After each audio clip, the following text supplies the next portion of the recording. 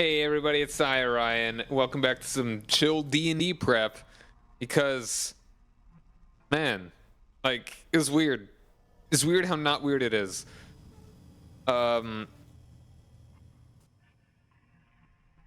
So, like, I've been having trouble with the internet since I really got it hooked up. Like, okay, so firstly, when I had a different... Okay, I'll keep the early part quick. So I moved into a new place. I was trying to minimize costs, but I know I need like the highest quality internet and unlimited data in order to actually do streaming. Also, hold on.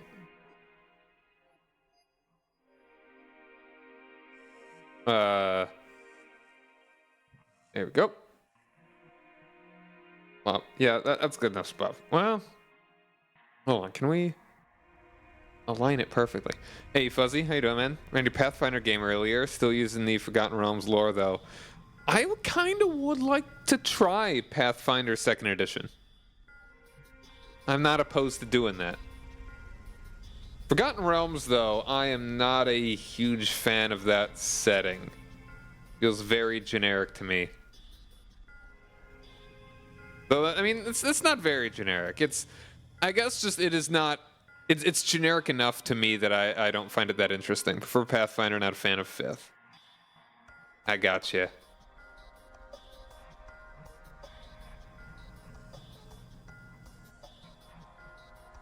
It's very kitchen sink. I can see that. They're like... The thing, I guess maybe more so, I don't like that... I'm interested in Zakara and Karatur more than Faerun. Or no, Faerun's the... Yeah, no, yeah, Faerun's the continent. No, hold on, right? Faerun's the continent, that's Europe. It's like they take all the interesting things about Europe and just kind of suck it out, while all the other areas are like actually culturally unique.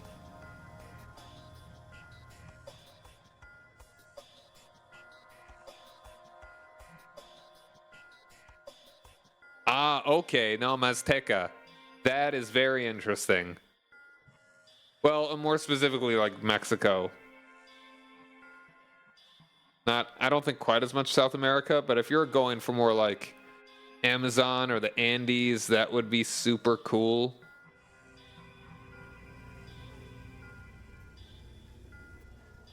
Because like there's nothing like that. I mean, the thing that it annoys me, they haven't gone back to that ever. Like they made it in 2nd edition, I believe, and they've never touched it again. I think there was even a point in 4th edition where they technically sent it to another world. Like they banished the entire true world, the new world of okay, Aberturil, that's the name of the world. Faerun I don't find interesting. 3.5. Oh wait, no, yes. Yeah, mechanically 3.5 is Pathfinder.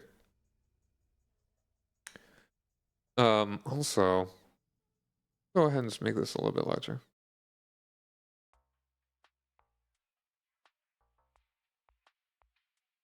Oh, I was kind of test it for size. I like it to be... There we go. Like, they made Mazteca, they made Zakara, they made Karatur, and there was one thing towards the end of 4th edition where there was like a Dragon magazine and Dungeon magazine that had Karatur stuff, and I thought that was really cool, and they haven't done... Like, okay. Here comes the soapbox. Starting Sword Coast fighting against undead, then aliens. Like what kind of aliens? Now they're traveling the world fighting hags. Very cool. So, okay.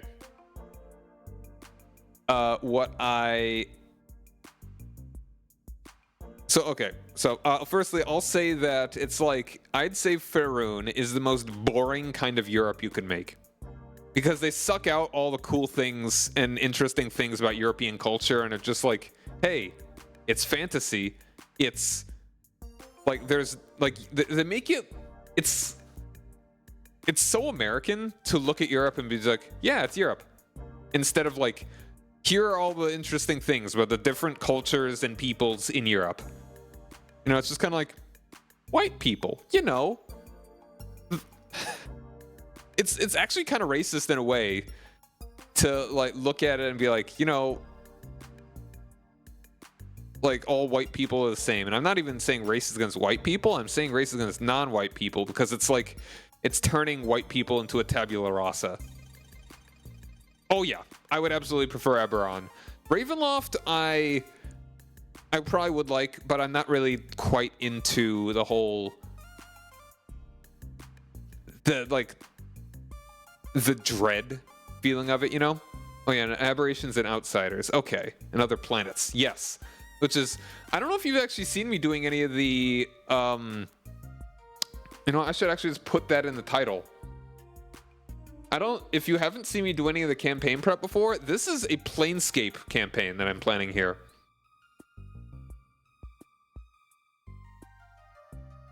No, not Planescape. Not Planescape. I was looking at Planescape stuff. I mean, the Spelljammer. Mystara is also an interesting one because it's like they made a whole different system, kind of. It's like, it was more of a war game. And that is one that actually has European-like cultures. Like, there's basically one area that's kind of like the UK, like the British Isles. There's one that's like Russia. There's one that's like France. And there's another like Germany. And others like Scandinavia. The Hollow Earth. That's funny because I feel like that's kind of become like generic in a lot of the settings. Like, there's kind of an Underdark like all in like every world, I feel. I'm pretty sure the Eberron has an Underdark. But yeah, I mean, yeah. So what I'm saying is that they made such adult Europe in Faerun, and then they had other places that are like, if you look at the rules for Zakara and like the cultural setting there, it's like, it's an Arabic setting. An Arabic cultural setting. And they go into depth of like the coffee ritual and how it's like ceremonial to just have coffee every morning. And that's such a cool little thing to have and be like, yeah, like, why can't you do that, but in Faerun? Because I think they just think, Europe, who cares? They all know about it already, and it's stupid. And so then, here's another thing that I feel is silly. Dude, Dark Sun's so cool. I want Dark Sun. I want Dark Sun so bad. Dark Sun is what I really want to do. That are racist because slaves exist.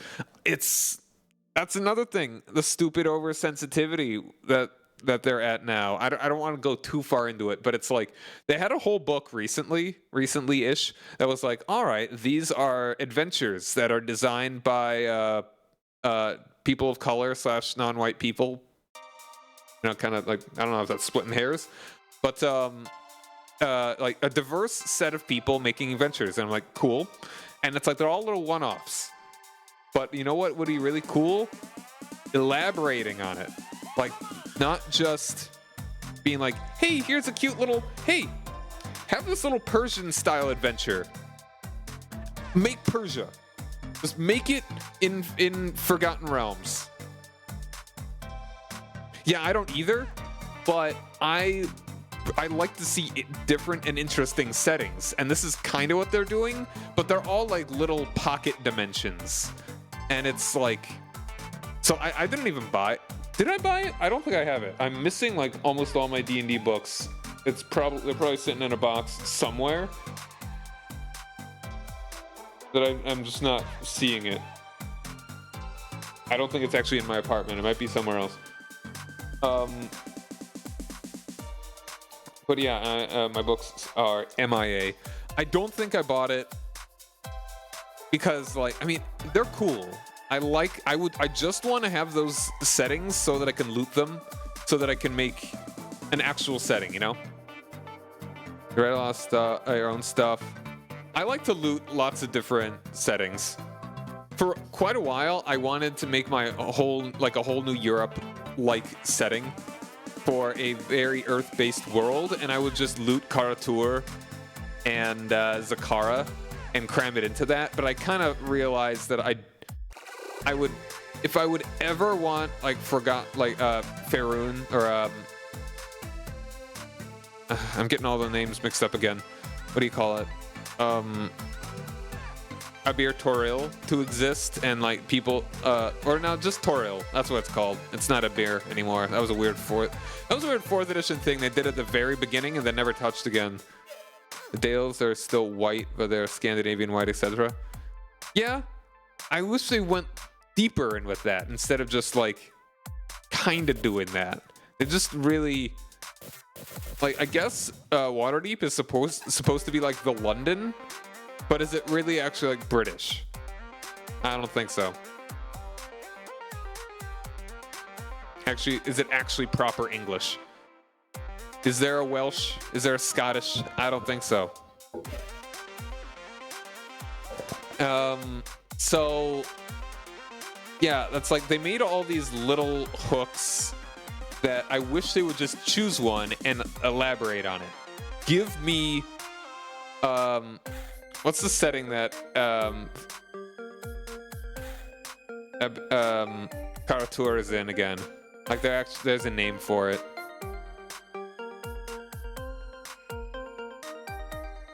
Hold on, I want to look it up.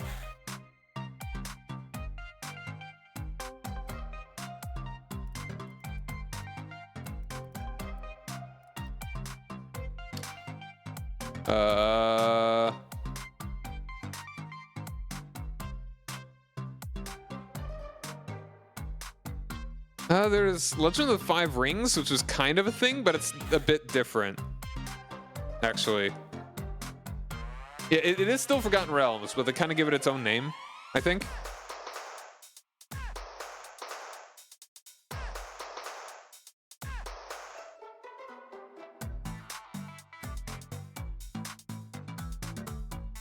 Or maybe they do just call it. Maybe it is just Karatur. I know that Zakara is Land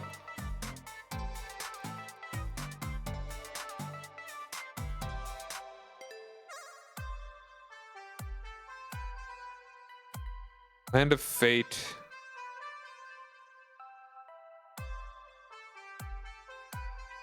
Why am I not seeing the names of the books for this? What is up with this wiki? Al-Qadim, that's it. Al-Qadim. You only use old books and so on because the only things anyone ever writes about these days is how problematic. Nah, I get you.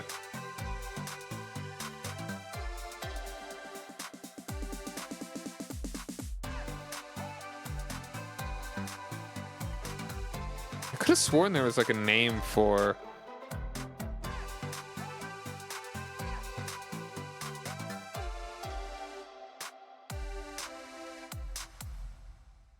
Quote unquote Eastern Adventures.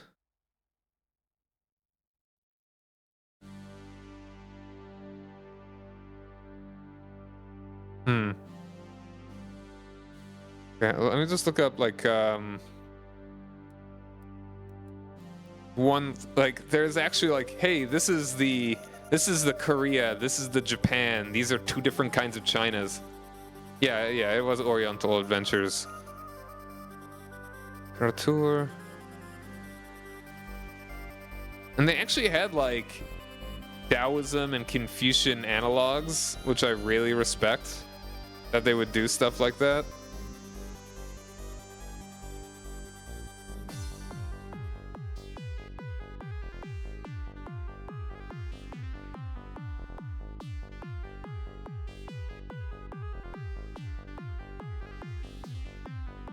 That'd be such a cool thing to do. Like, bring that back now. I feel like that would sell like gangbusters. Like, license 5 rings and just patch into D&D. Ah. Yeah, it's a totally different setting. It's Japanese, but it's... I believe it's called Wa? Like the one that's actually in Forgotten Realms. The Japan that they have.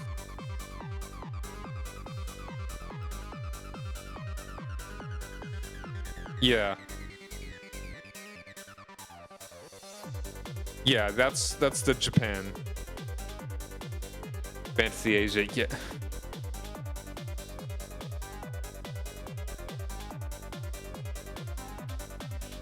I'm just looking at the wiki. So basically, I'm gonna be doing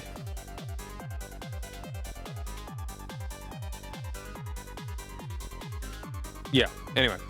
I'm doing world building for my or campaign prep. Kazakura, yeah, that's another part of it. Or maybe that is the one that I'm thinking of. But yes. Yeah, I'm doing a Spelljammer campaign. I've been hoping to do this. It's like Kazakura is the fantasy D&D, the D&D Japan.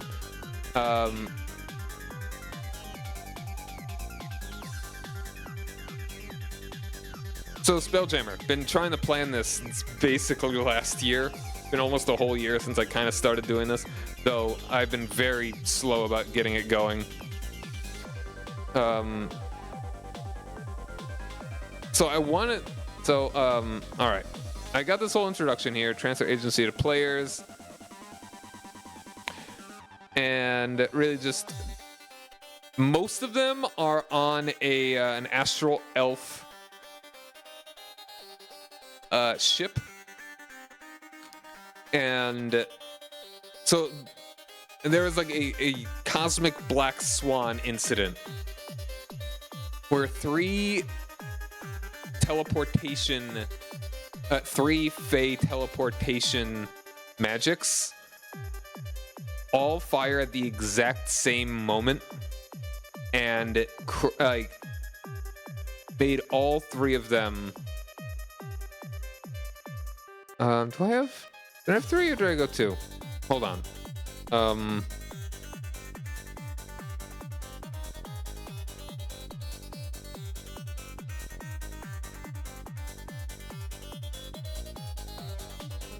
Oh no, yeah, 3.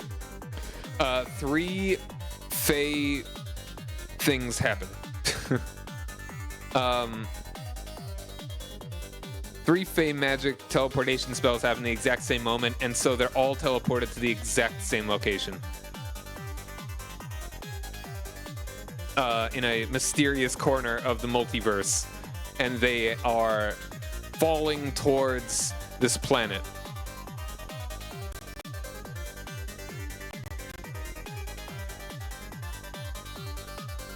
And I'm just trying to think where do I even continue from here? I think maybe let's just kind of leave that aside for a bit, and let's just think up. I kind of want to just get into something a little bit more meaty. So when they actually do travel out, they need to find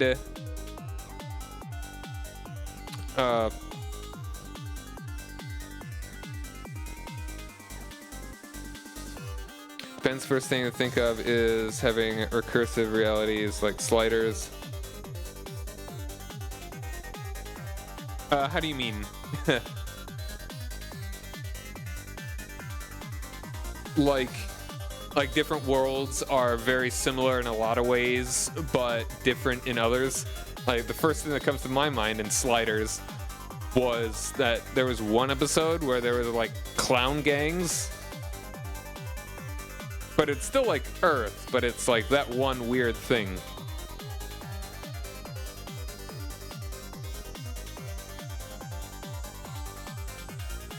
And they never got home, did they?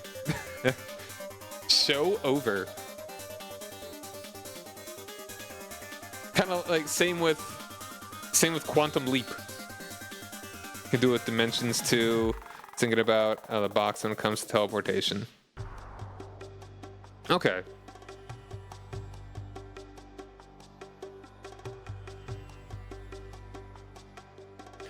So I'll just call you. You are just adventure. What song even is this?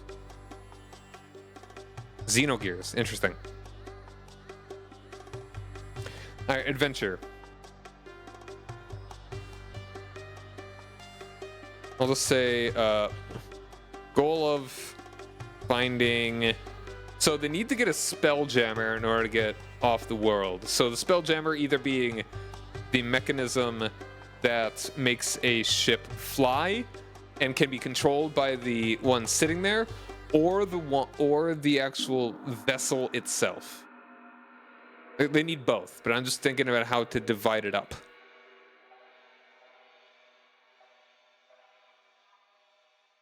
So I'm thinking that the only hint they would have would be that they would need to contact the Thrycreen, that they might have some kind of hint. Oh, yeah, always a brain in a jar. I love... Dude, I made a brain in a jar back in the day. He was Filbert, the Great Brain. And he was like... kind of a super powerful wizard, but also kind of not. It's like he basically had like a hall of wax statues that when activated the you would actually like fight them like they're real. And then there was one that was a Draco Lich, and then I was like, and then they're like, as soon as they were inevitably going to get annihilated by it, Filbert was like, no, fine, they did well enough. Go back, stop. Hex, the last brain in a jar he made was for a Spelljammer game. His computer for the ship. That's cool. I like that. That's cool. Did he actually do the spell jamming? Like, did they give orders to Hex and then he actually piloted the ship? Oh, cool. All right, that's a neat idea. I mean, that's a great way to do it if you have a party that has no spellcasters.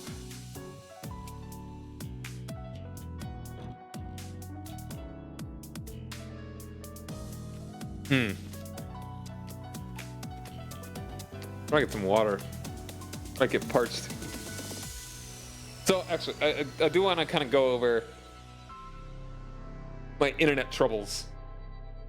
I had a wizard who was too fascinated with the brain in the jar.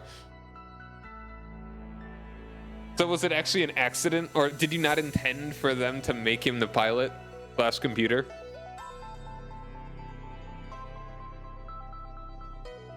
That seems as though the party would just do. Oh, that was the point. Okay, because I could see the DM being like, okay, the wizard can pilot the ship, but then the wizard would be like, no, let's give it to the brain. And then the DM's like, I mean, I guess. He's a magic guy, so sure. You don't want to pilot the ship? It's like, no, the brain does it.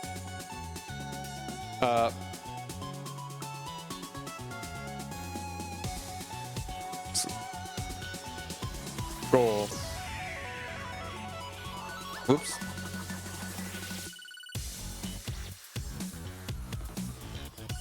Finding it. Spelljammer and escaping the world. I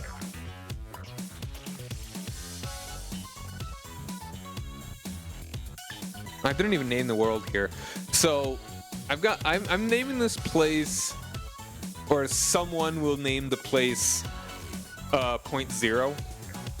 Because like imagine like the entire multiverse has, imagine it being like coordinates on a like a two-dimensional like plane, like just like the 4 quadrants and all. And imagine this place being a 0 when there are no coordinates properly placed in. Everything just reverts to 0. So this is basically the cosmic dumping ground of things that basically like got lost. Is this the instrumental or is this the song's just cheesy. I like it, but it's cheesy if it has the lyrics.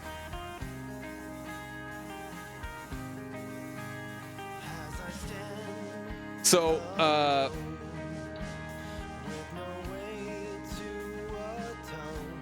you know, I like it.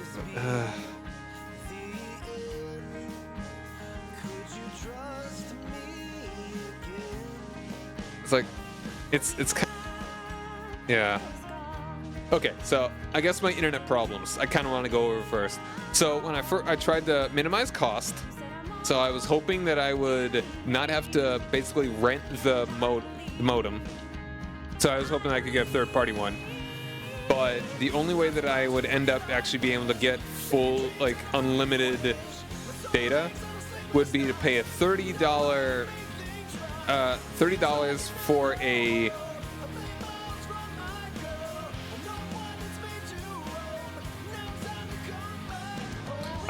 was it a $30 a month thing, or a $25 for the modem. So yeah, that's what we got. And so I didn't even know I needed to have also that first modem didn't even work. Like, it did not function. Like, internet was very bad. Very, very bad. And then I finally got the modem, and I got it set up, and it was real spotty. Like, you saw for a while there, like, my download and upload speed was really bad for how much I was paying. I tried to find out what the problem was. It was not... I looking online didn't really help. I called the ISP. That didn't actually help me out. I was basically what they said was it's probably the modem, got to get a new one because it's probably busted or something. And then what I don't know why I thought to try this even, because it's the most simple thing. So there are like really there are 4 inputs in the back of it, but 2 of them are obviously just for phone lines, so I didn't even bother with those. But then so that leaves 4 others. I just plugged it into the first one because if they're labeled 1, 2, 3, and 4, why would I not just put it in number 1? And then I tried number 2. It was the same. And then I was like, okay, there's like this red line next to number 4, so why don't I just try out that? And I just plugged it into that one. And it's working magnificently now. And it's like, am I an idiot? Or did they just not tell me? Or I should have just, hey, Ubu, how's it going? Hey, see me. How's it going, man? Hope you had a good stream. I was just regaling everyone with my internet woes. Basically, for weeks now, I have doing Gucci, awesome, half asleep. Gotcha. Hope don't blame me if you want to head out and get some Z's. Yeah, I am currently doing some D&D campaign prep. Very slowly, but it's like, so basically, I plugged in my Ethernet cable into the wrong input that was, to me, not very obvious. Yeah, let's skip this one. Oh, I love this song. This song's great. I plugged it into number 1 of 4 Ethernet inputs. 4 was the only one that I wanted. It had a red line next to it that I guess was supposed to indicate that's where I was supposed to put it in. And I didn't know, I didn't look at instructions because there was like setup instructions given to me by my ISP, and those seemed to make it work. So yeah, everything's great now. Everything is absolutely perfect. So yeah, how's it going, everybody? I'm Cy Ryan. I normally play video games, a variety of kind, but particularly retro and strategy games. But today I felt like chilling and just doing some D&D prep for a Spelljammer campaign that I'm doing. Hopefully, eventually. And also trying to sell you a Bowflex Absolution. Alright, so the party will crash land on this desert world, and they're trying to get off. with a spaceship, basically.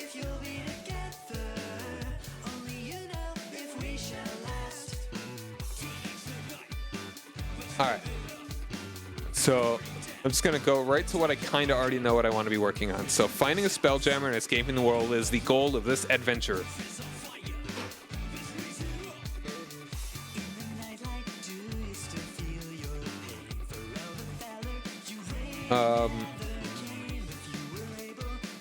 Leads? Isn't it like spelled LED? Like a lead, as in...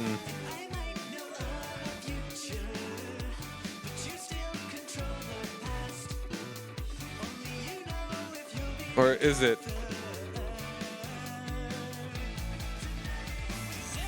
No, that's lead. But a route, a means of access. Yeah, it is lead. Okay. I was not thinking of this like LED actually being the word. Total absolution. Lead.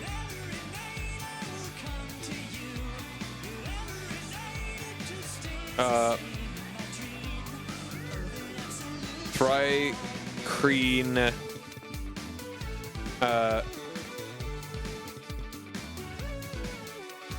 Nomadic, Tricrine, clan, more familiar with the lands. Maybe I should get, yeah, that'd probably be the first lead. Like, it's basically the only thing that is feasible to do. Dun, dun, dun. Like, this is a Sonic song remixed and combined with a little bit of moves like Checker.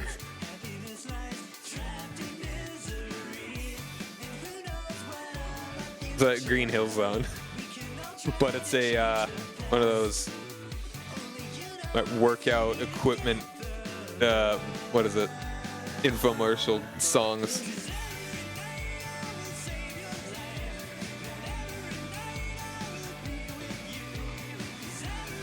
With lands more than the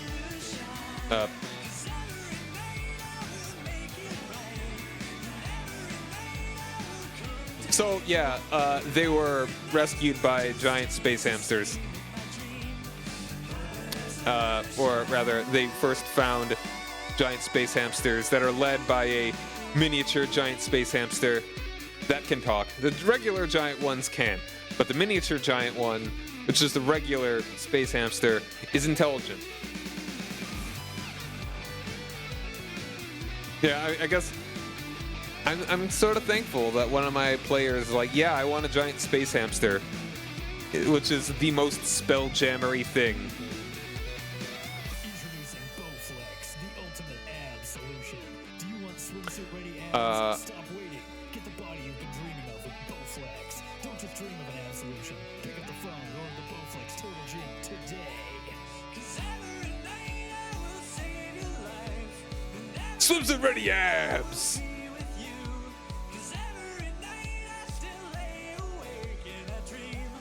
Gotta get that winter bod before it's too chilly.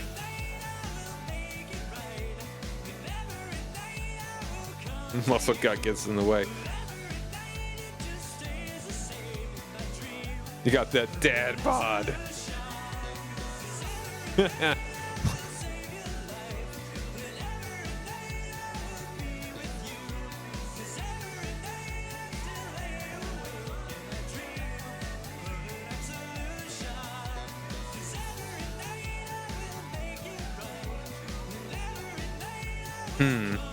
All right. Man, remember when that was like... Not toned up, thick. Dummy thick. What was, remember that was like a big meme? Kind of in like the late, like mid-ish 20 teens? The mid-teens. And what was that website that had all those videos? That I was pretty sure it's defunct. It was like pretty popular around then. I feel like I saw it on Facebook all the time. And I think they did like a video on dad bod. Yeah, I know. It's like, I'm not very helpful here.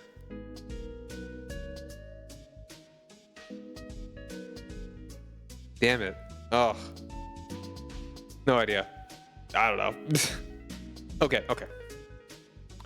So then, what I want to be happening, I should probably just I think I want to come up with a chart of possible things they could run into, rather than just be like, all right, here's the one thing, then the next thing, then the next thing, and then they actually make it, then they find the dudes. Actually, that'd probably be more interesting. That the maybe they should. All right, okay, here we go. Survival or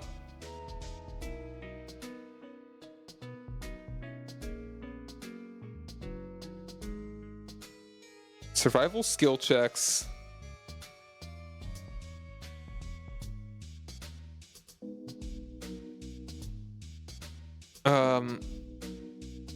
Determine skill checks. Survival or other creative skill checks. Determine speed. You know what? Should I make this double spaced? I feel like that'd be easier to read.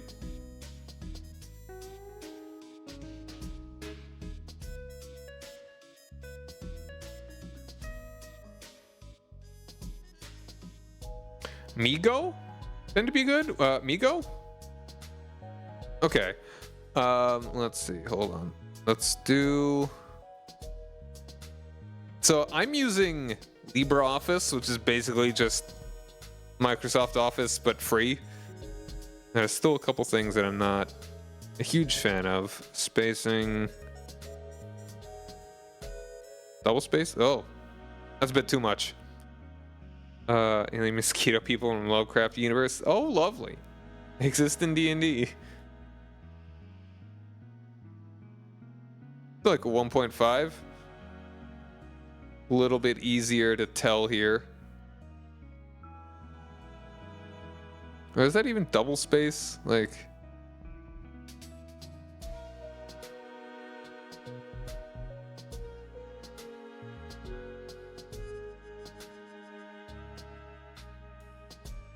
Yeah, it would have been...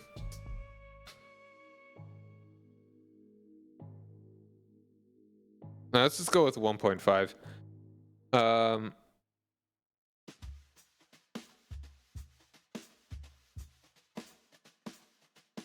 Bold. Bold.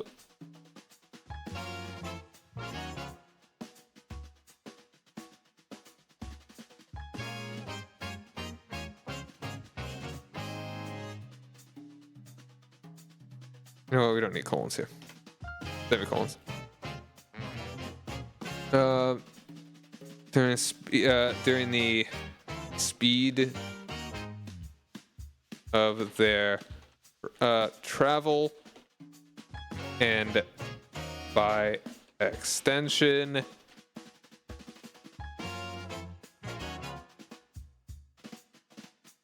how many incidents they encounter.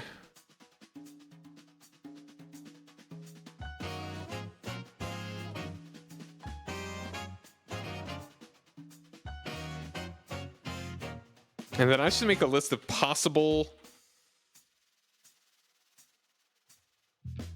incidents.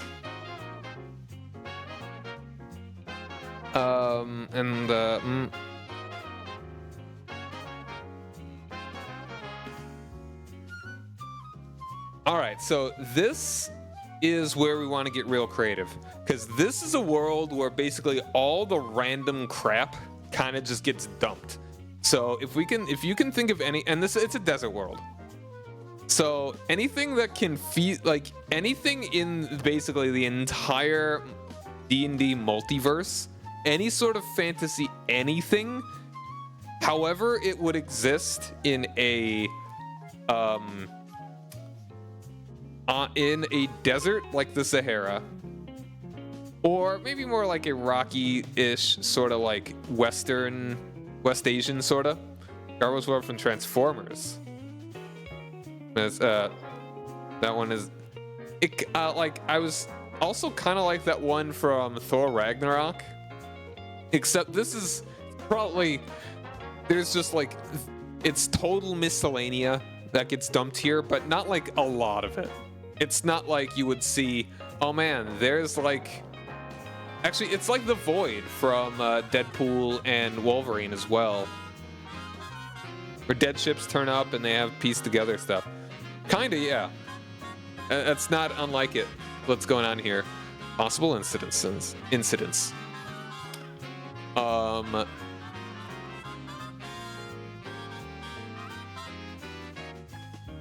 can go maybe some basic stuff.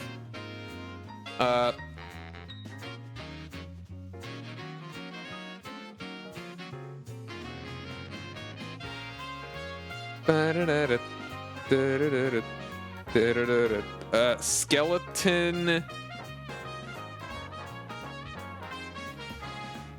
And they should have something like, they shouldn't just be like regular skeletons. They should have some kind of armor, but like really unique armor that kind of makes it like, what are you guys doing here? How about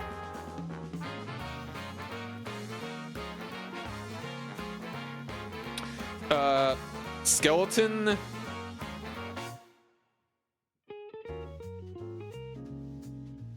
Viking skeletons in Longship. Metal molded to their bones. I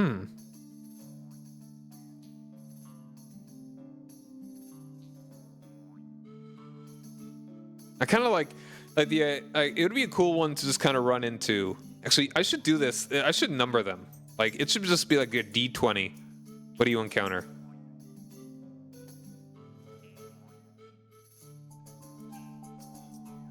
Here we go. Skeleton dipped in metal.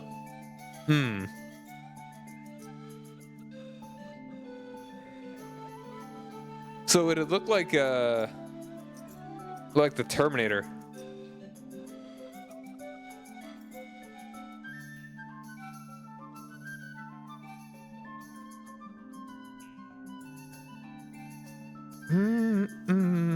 Okay, I want, if we roll a 1, I think that should be something really nasty.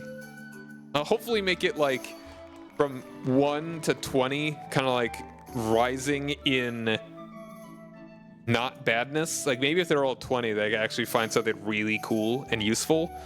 But roll a 1 and it's something really nasty. So I'll just leave this. I'll reorder them later, but right now I'll just have this as number 1, because like a bunch of skeletons in a just dressed like Vikings, I think is not that bad. Also, I'll probably just scooch myself back down here again.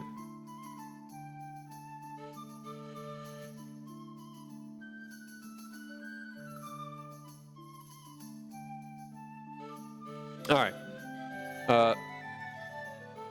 So then it kind of makes you think, why are they... It's almost like, it kind of makes you think of Spinal from Killer Instinct. Sentient golems that all look alike but can tell each other apart. All right, that's an interesting one. All right. Sentient golems, are they friendly? You're making it sound like they're friendly.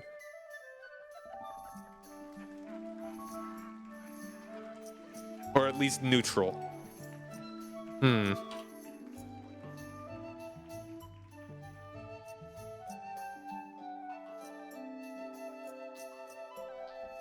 Maybe they are, maybe they aren't.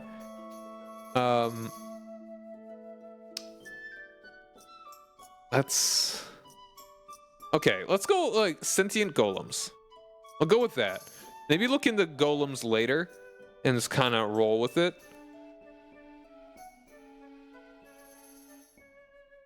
I'll just write down what you said.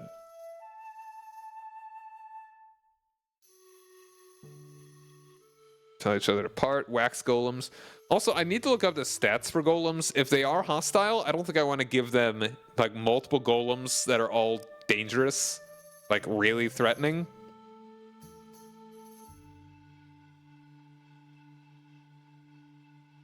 Wax golems are interesting because if left alone, they have cumulative chance of being sentient. Interesting.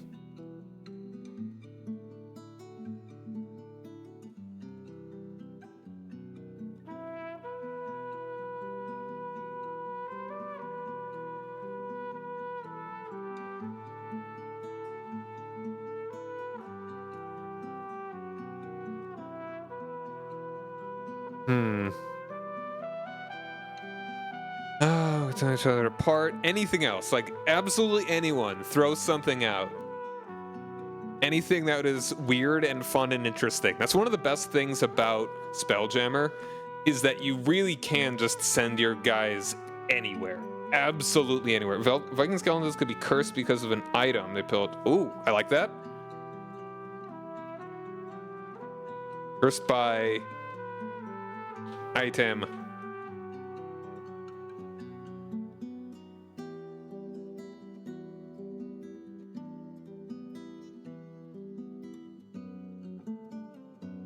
Put that in there. Maybe I'll refine it. I kind of want...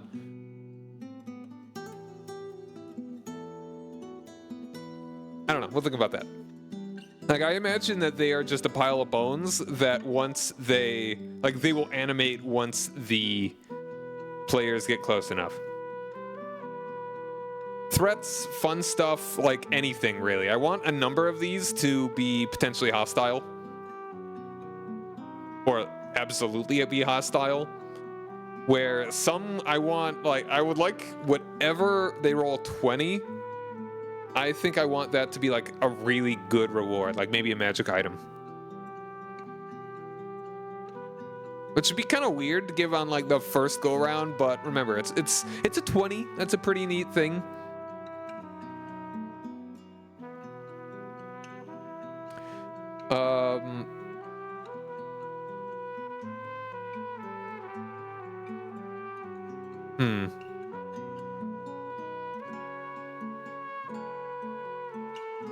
Hyper-intelligent orc slavers. Ooh, wow. Okay, I guess one qualifier that I want is that I don't want too many like organized. I want it to be a pretty desolate place, and they would probably know about orc slavers that are just kind of hanging about. Like, this is the refuse pile of the multiverse. There's everything that's forgotten. And if there are, like, there are not going to be tons of civilizations and stuff. Rust Eaters, also good. I think, aren't they, like, solitary as well? Yeah, Rust Eater is always good. Really mess with folks. But we got an ad coming up, so I'm going to go ahead and take... Yeah, that'll probably be like a... That'll be like a mid-range one. We're going to take a break. We'll be back in a couple minutes. Go get a sippy drinky. Sippy drinky. And we'll be back after the ads.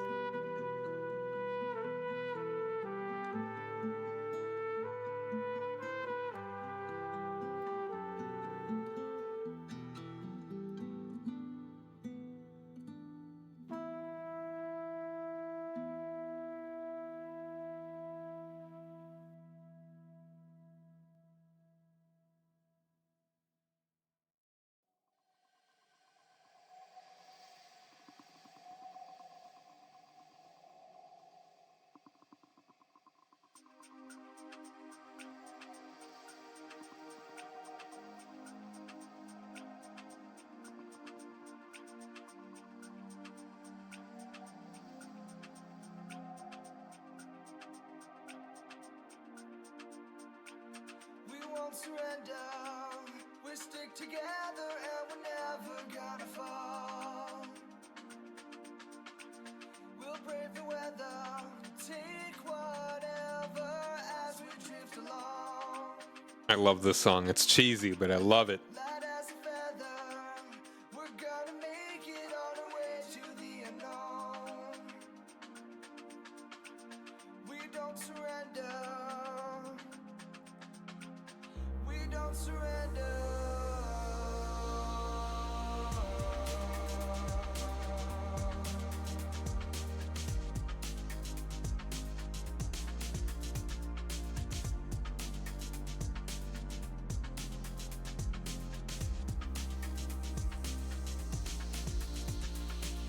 Through beaming red lights, we take a flight along the silent glowing land. You're there beside me. We'll find our way back home on these golden strands. Throughout this dark night, we're gonna make it on our way to the unknown. We stand together. We won't surrender.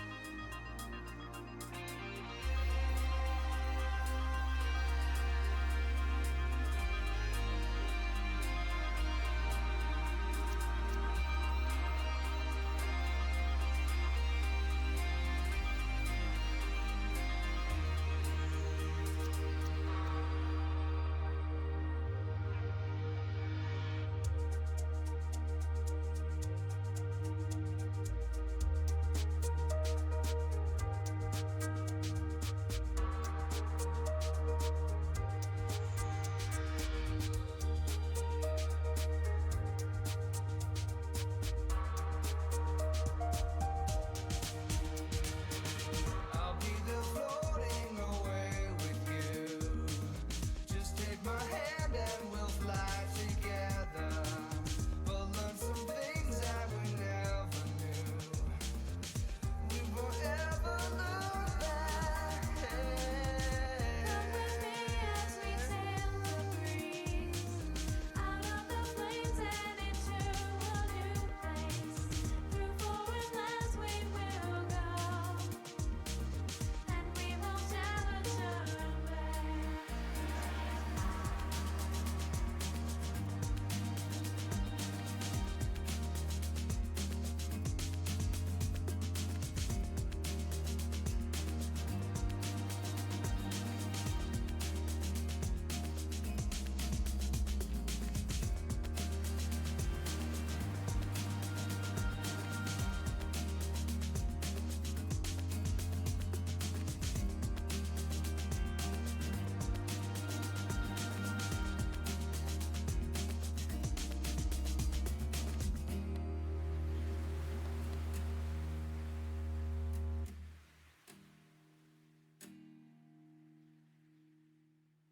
I'm back. I got water. Okay. Rust Theater, always good. I like.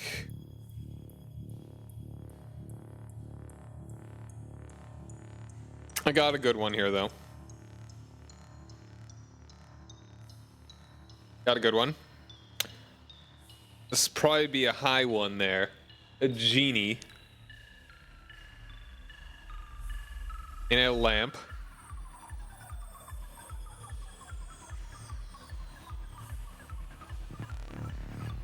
But there's got to be a twist to this. Like, firstly, I'm not going to give them a genie to give them wishes. Or even anything like a wish. I need to be like, alright, this is a genie, but kind of sucks or something. Like, we're a low tier genie.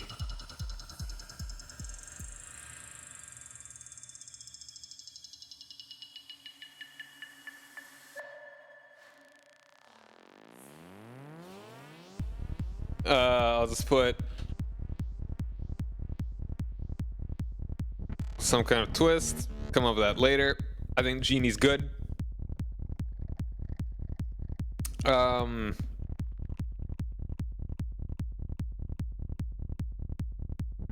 else we got? What else we got? Throw anything at me. Anything weird that would function in some way in a arid climb.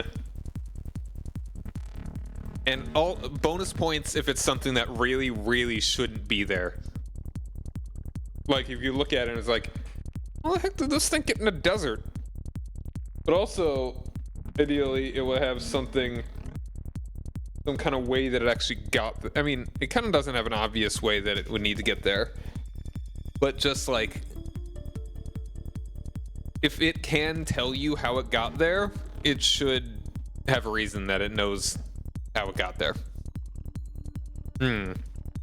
Like Genie lamp, anyone could have banished it for whatever reason.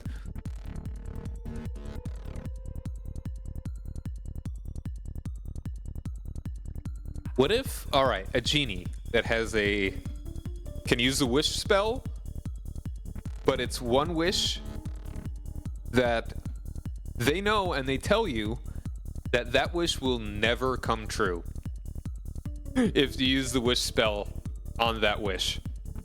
Like if you wish for $1 million, granted, you're never gonna get $1 million. You will never be rich. Sundial on a pedestal in the middle of nowhere that doesn't cast a shadow. Okay.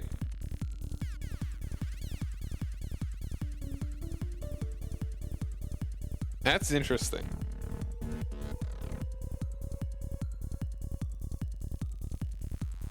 That is definitely a peculiar. That's good. Just kind of throw it in there. Yeah, these things. Some things I want to absolutely be hostile, like my Vikings and Longship. I think that's very indicative of what I kind of want to be here. It's like, okay, why are they Vikings? Why are they in the desert? Why are they? Yeah, why are they Vikings? Be a time trap.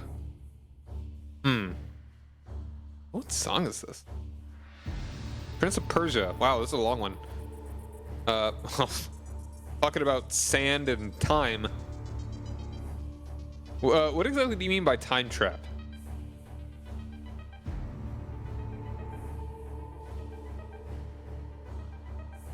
Like if you do something, then time freezes or whatever?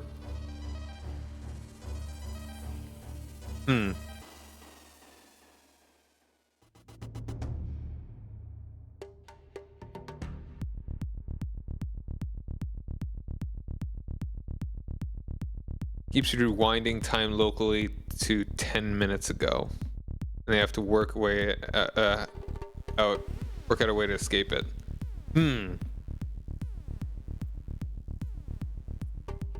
That's interesting. Okay.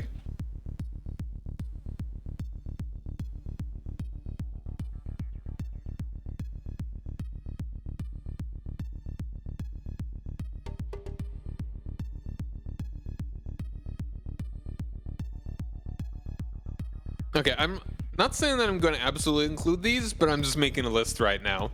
I might weed through them if there are some that I am not as interested in. Like, this is an interesting concept, but I feel like this is a lot for kind of just, I want you to move forward sort of thing, you know? Like, I want this to just be like a sort of an interesting thing and or roadblock that is in between them and their destination. And depending on how fast they go, the more or fast or slow they go, the fewer or more of these they will encounter. Maybe up to a max of like 5 or something.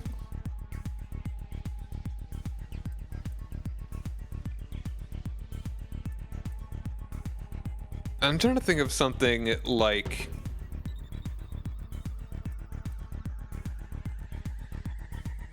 something like an ocean, like something that would be in an ocean or like on an ocean, like a beach or something that would make no sense to be in the middle of the desert. I mean, like a Vikings in a longship is definitely among those things. Maybe something tropical.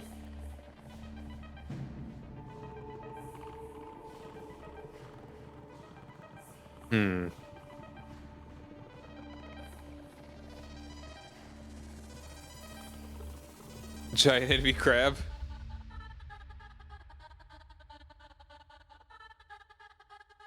Yes. What was that? Correcting to? Crashing. Interesting. I don't know why they thought that would be what I was trying to say there. Check its weak point for massive damage. Yeah, honestly, that's a really good one. I like that. Giant enemy crab.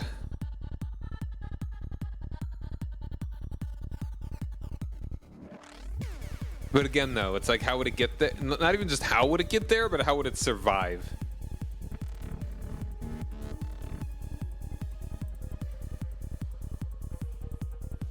What do crabs eat? You know, oh,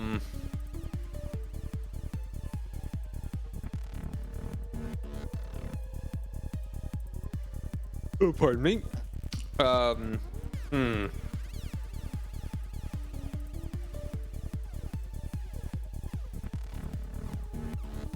How about eats the bodies from shipwrecks? But yeah, that's another. Yeah. Or plane crashes. Rip Amelia. That's another thing, is that I don't want things to be. I don't want then there to be so many that it's like common that things just kind of are here. I want all these things to basically kind of. There's a good bit of distance between all of these things. Like maybe you can be in an oasis, or yeah, even an oasis.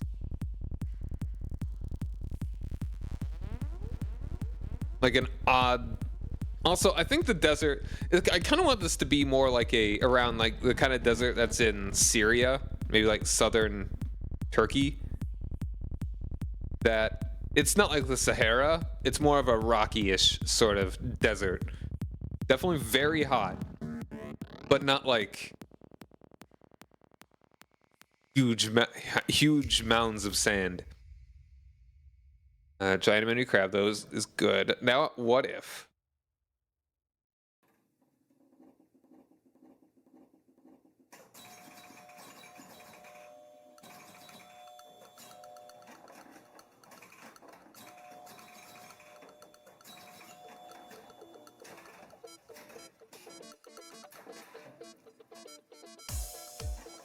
Maybe that was once a dictator of a kingdom that no longer exists.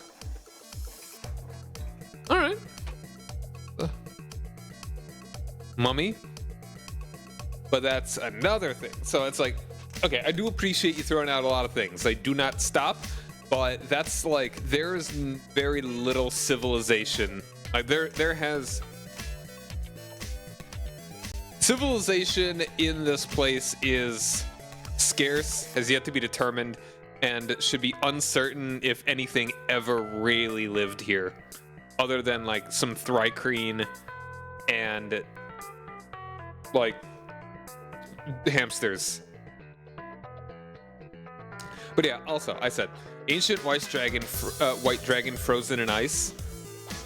Like it's the big question of like, how is this still frozen in the middle of the scorching hot desert? And also scary because what if it thaws? This is a biggin. Like I don't. Okay, I think I don't want it to be possible that they could actually let it out, because if they did, it's all ogre.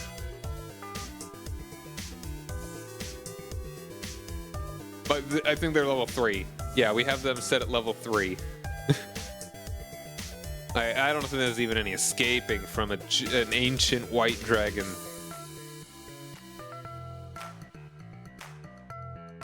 So it's just the curiosity, this one.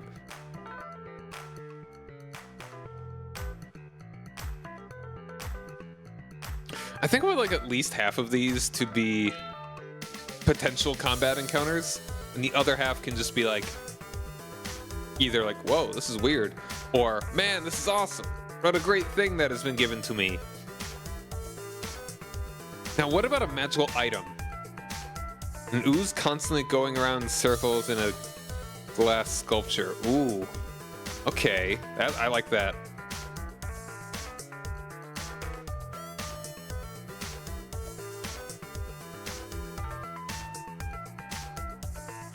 How about like a giant glass vial?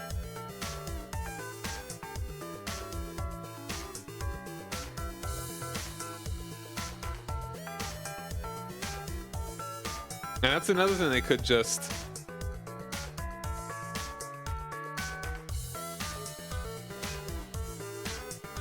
They could open up and they could fight. They really want. Well, maybe there's some like neat little trinkets inside. Like nothing crazy, maybe some money. Actually,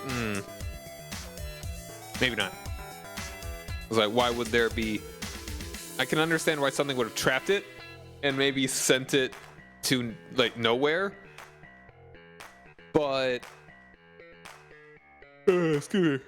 Why would they leave cool things in it and then banish it? But maybe that's kind of the question. Oh, perfect music.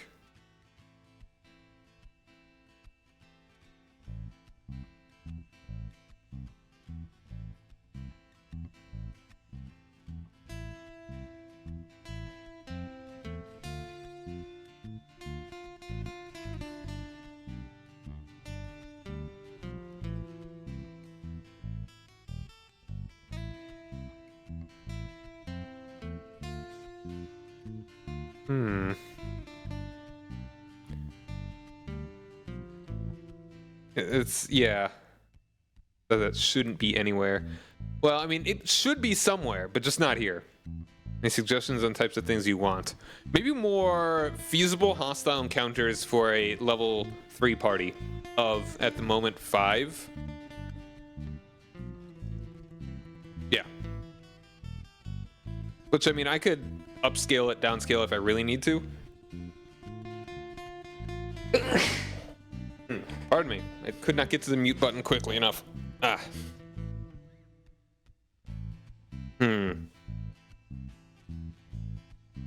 Migrating and dwelling stingrays. Sand dwelling stingrays. Okay.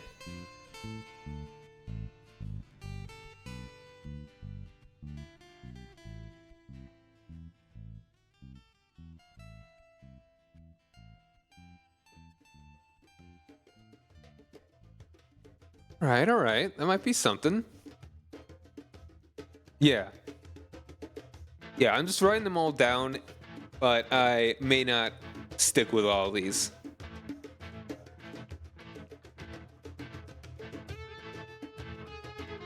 I probably should have more than 20 here. Like, if I get 40, that'll also be interesting.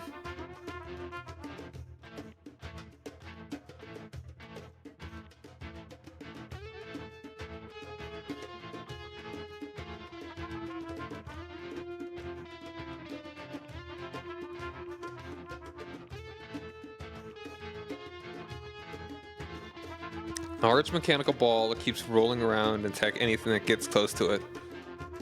Okay, that's cool.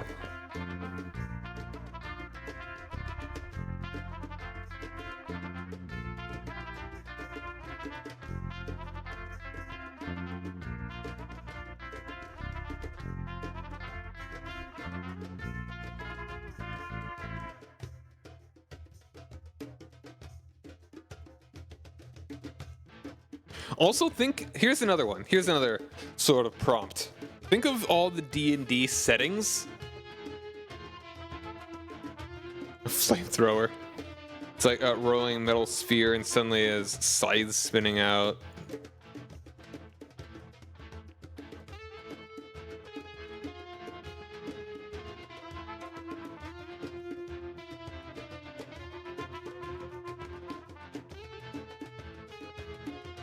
Think about all, like, what is something that would occur normally in a different D&D setting of your liking and make it appear here for no reason.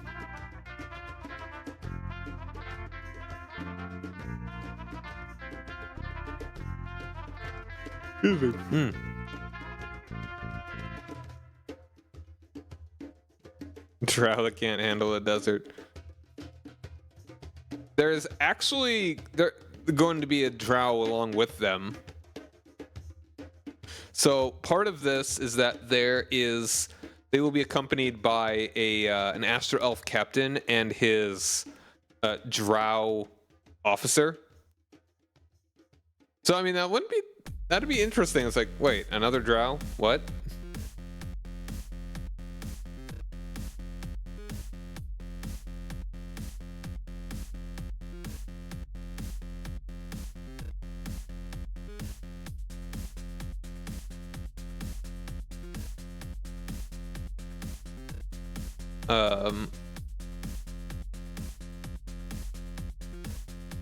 I kind of don't want to be giving them potentially friendly NPCs either. At least not many. Like, I don't want them to like accumulate a crew right now. Although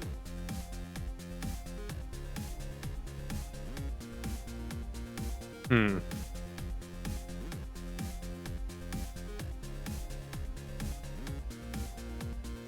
wouldn't be the worst. Well, maybe someone that wouldn't necessarily be a crew member, but somebody that would kind of come along with for a time would probably split off maybe when they leave this place. I don't know.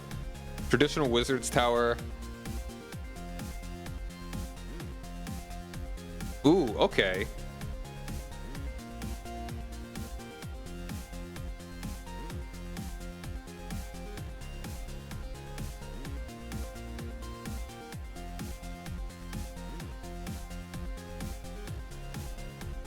Yo, I really love music. How's it going? Thanks for joining me. I hope you really love this music. I've got a lot playing around. You are for peace? I receive it with gratitude. Hope you have. I hope you had a good Sunday. And I hope you don't have to work on Monday.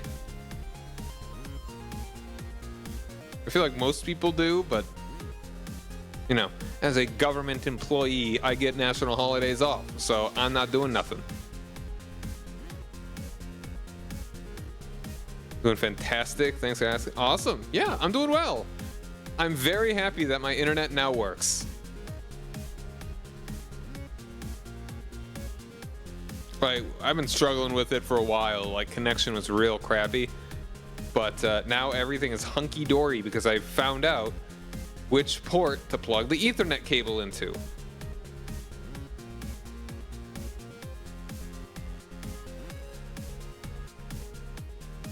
I think this is actually an original song. I don't think this is actually a remix of anything. Yo, Ulta Beauty employee, how you doing? Thanks for joining me. Hey, and I'm not gonna be ending the stream immediately as you get here this time. Having music playing in the background. All right. Cool, cool, cool. Well, yeah, right now we are coming up with ideas for weird things that the D&D party will encounter in a desert where basically anything kind of appears at. If it can exist in a desert from anywhere in all the multiverse, it feasibly could be here. And bonus points if there is a reason why it would get here that they could discern. Traditional Wizard's Tower, everything inside has gone nuts.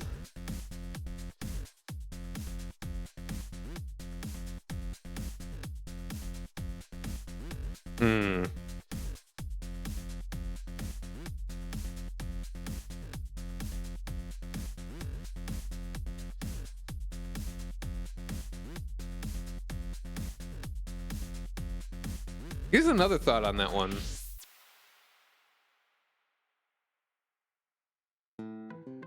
Ooh, this one's good. A skibbity toilet snake that has been banished to the land of deserts. Yeah. That definitely... It's a little memey. So I probably will avoid that one, but I do like the sentiment. All right, and for this one, everyone's got nuts and gravity. And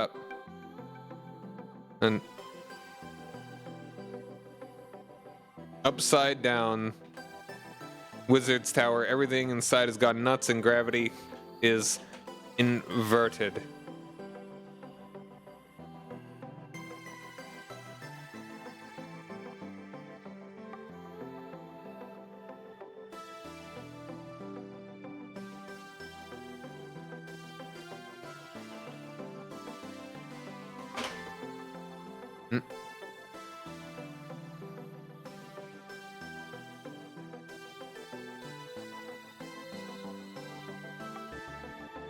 All right.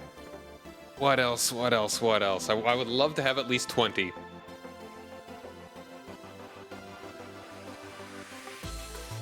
And these are probably going to get weeded out too. So how about... And also bonus points if it is very obviously not belonging in the desert, but can exist in a desert. A lot of... Oh, got a lot of...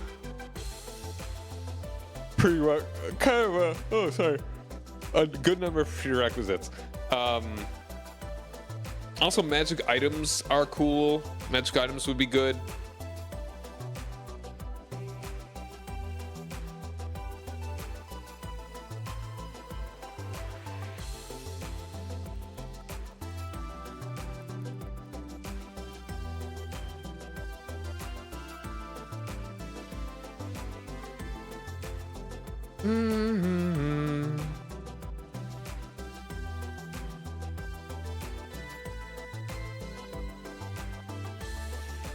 Ba, ba, ba, ba.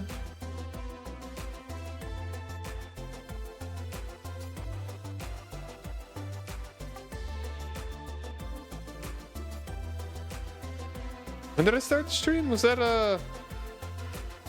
It was 10:45. I want to say, actually.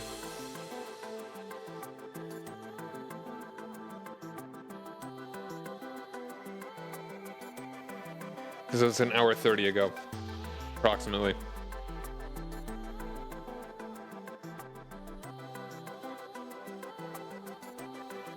Yeah, okay. What else, what else, what else? These are all things that they possibly could run into.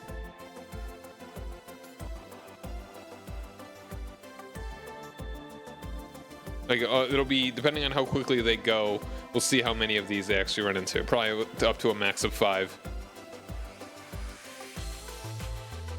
I think of just monsters as well.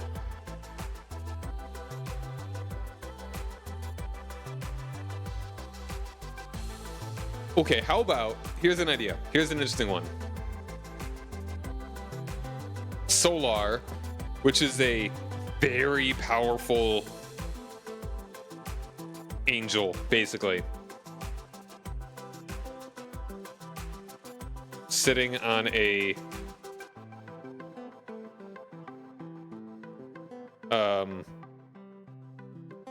marble throne.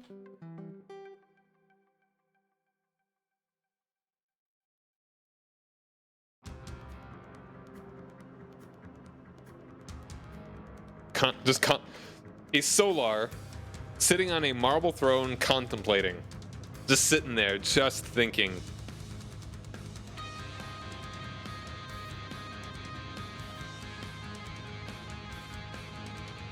Like, it's like so still that it looks like a statue.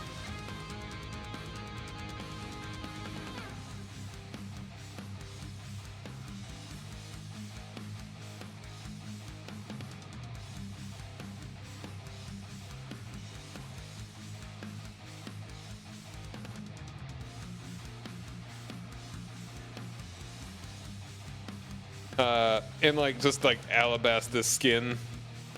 Alabaster. Yeah, alabaster skin.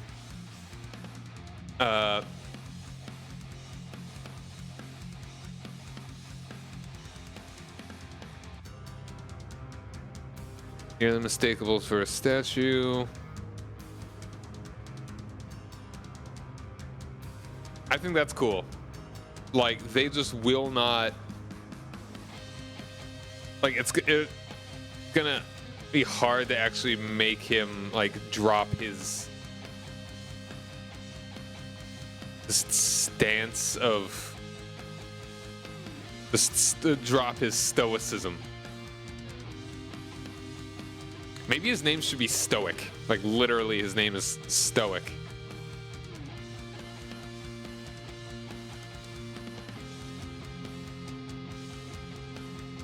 A Solar sitting on a marble statue.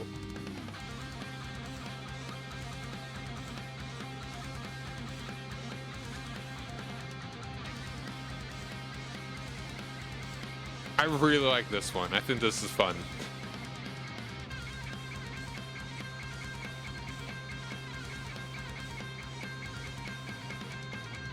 Now this one's gonna be up there. Like, he's not gonna give them anything or help them in any way, and probably not even hurt them, even if they attack him. Like, if there's something that they could do to somehow jostle him out of his contemplation, they could talk to him, but it probably won't be much for conversation. It's just like, this dude's a freaking like high. I think Solar is basically the equivalent, like the lawful good equivalent of a Baylor, like a super powerful, high level divine being or celestial being. Like he won't tell them too much. Basically, if they somehow do get, if I do find it, they do something interesting enough to talk to him, he'll basically like, my name was Stoic. I'm contemplating. What are you contemplating? Everything.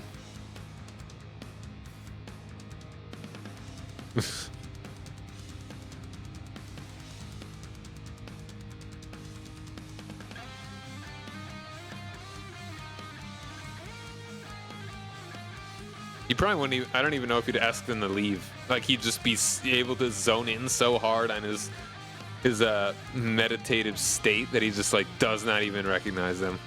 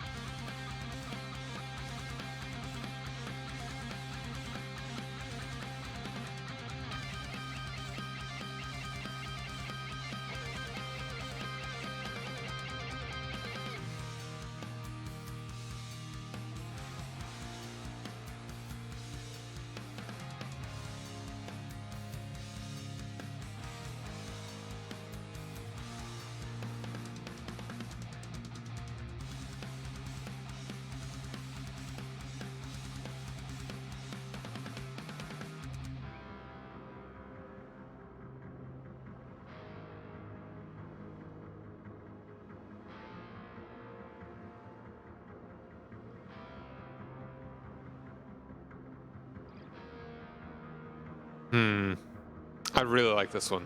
This one's a great idea. Toot my own horn on that. Cause like it's pretty obvious. Like he's a freaking Solar. He could just be anywhere.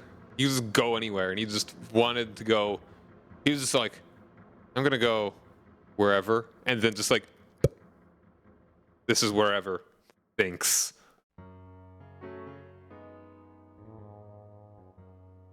Oh, that one's good. That was good.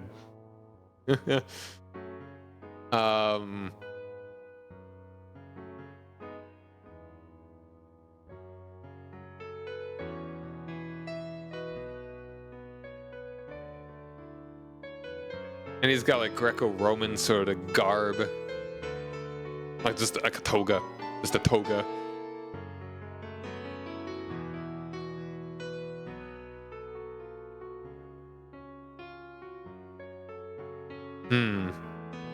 Actually, I'll just say not even nearly mistakable. That doesn't even really make much grammatical sense, I think. Easily mistakable. I'll just say mistaken. This song slaps. Oh. Mistaken.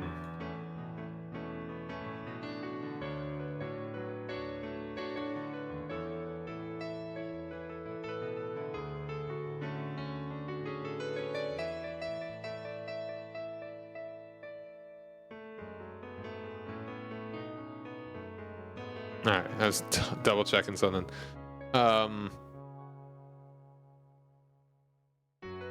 Ooh, how about ooh? Maybe they should run into someone that's just kind of like wandering, like a straight up planeswalker.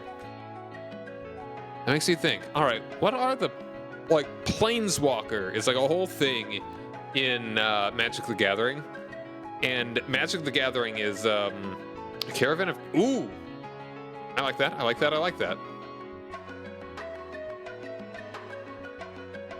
And it's yeah, Tengu traders. Yes, I like that. I like that. I like Tengu. Probably just have like a way to transport anywhere, and they just kind of go. They just go. Maybe not even a caravan, but maybe just a wagon, or maybe it's either small caravan or singular wagon. Small caravan or singular wagon of Tengu traders. That's a good one. That's a good wacky one.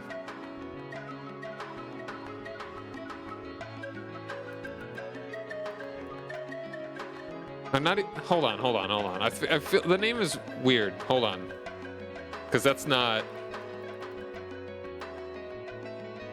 Crow people. What are they actually called? Kenku. That's it.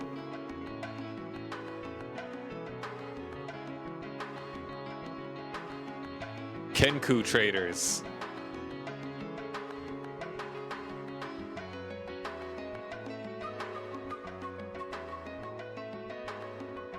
I was gonna look something up too.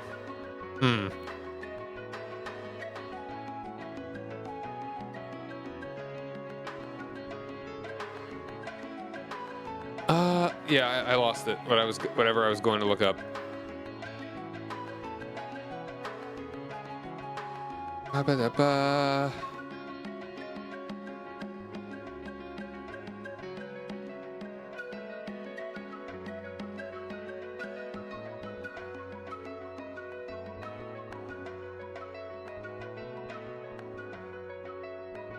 Issue style Morlocks.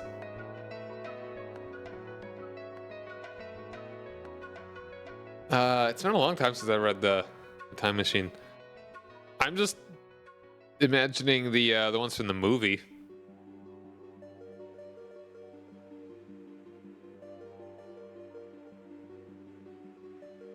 Yeah, there could just be like weirdos that live underground. Some underground dwellers.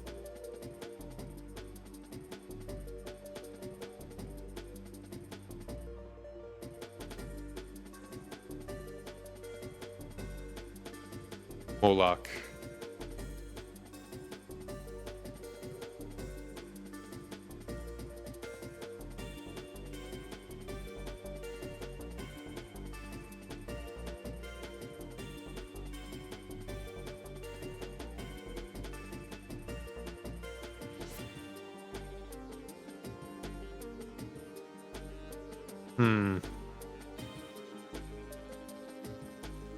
Canaanite god. Okay, yeah. The idol. The vile creature.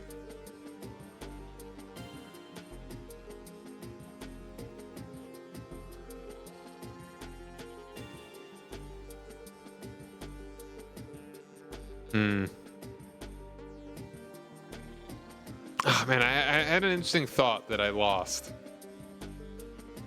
Right before you said Kenku. Literal idol of a death god? Sure. Or a dead god. Yeah, that could be a number of things. I need to get specific, but I like that. And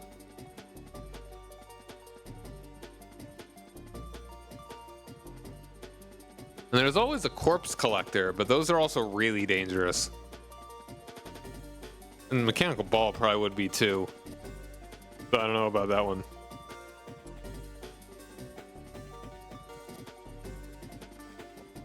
Zombies?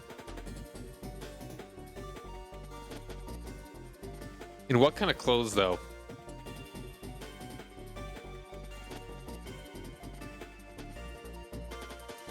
I almost want to say like modern clothes.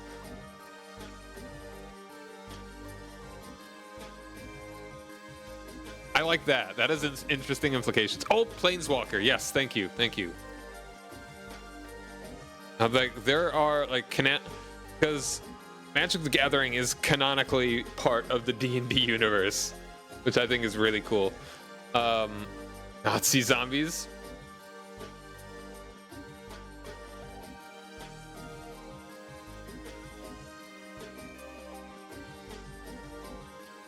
Modern / Nazi and or. That's also an interesting thought. It's like, what the heck is going on there? Yeah, I just run into a planeswalker who are just like dudes, you know, that walk the plains.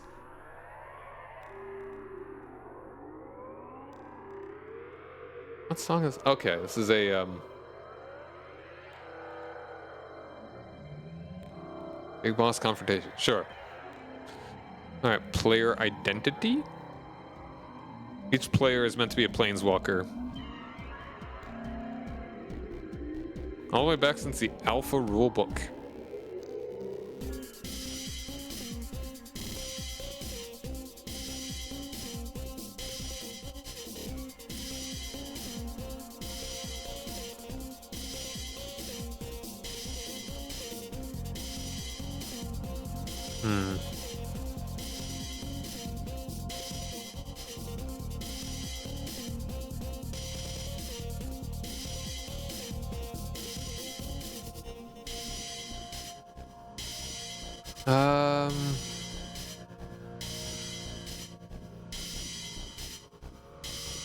There's like a list of planeswalkers. Oh yeah, list of planeswalkers. Hey, let's just add one of these suckers in here.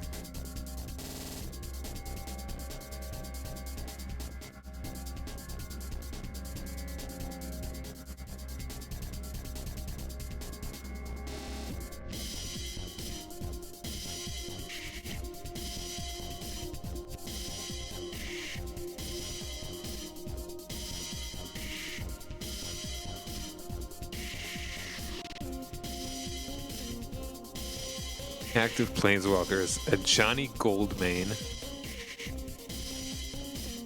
Ooh, that's a Leonid guy. Ooh.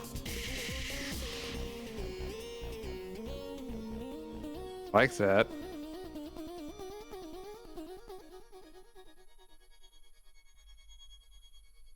He's a white-green. Ooh. Probably don't want any black. Black is dangerous. I feel like a blue. I feel like blue would be chill. You know, it's talking about the... Oh, that guy! Used to play Johnny Goldmane. Oh, so yeah, you know exactly what I'm talking about. Yeah, a blue planeswalker I feel like would be the most like chill to run into. It's like, hey, how's it going, man? I can't exactly help you guys out, but good luck.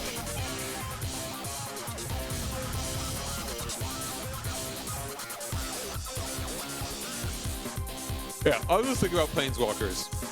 Or it may just be planeswalkers in like quotes. It's just someone be like, oh, you know, I just felt like kind of going somewhere, so I went somewhere. And here I am, somewhere.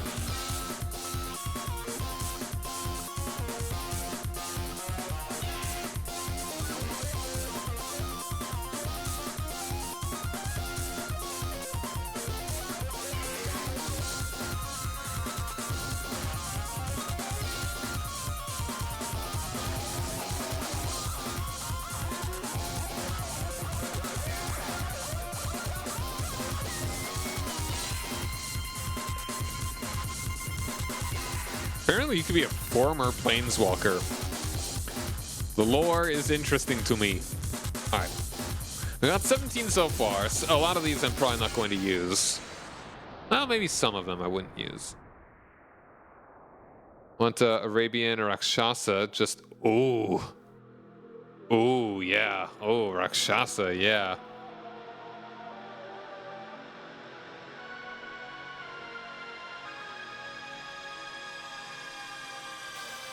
Just put Rakshasa.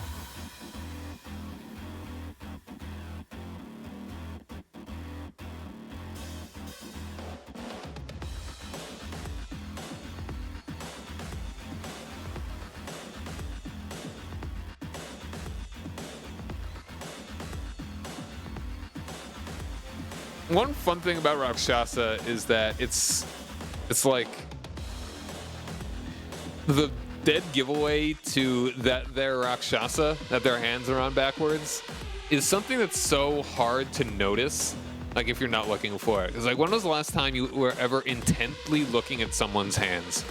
When was the last time that you could, with 100% like lunatic certainty, if you're insane, look at someone and be like, yeah, I'm always wearing gloves?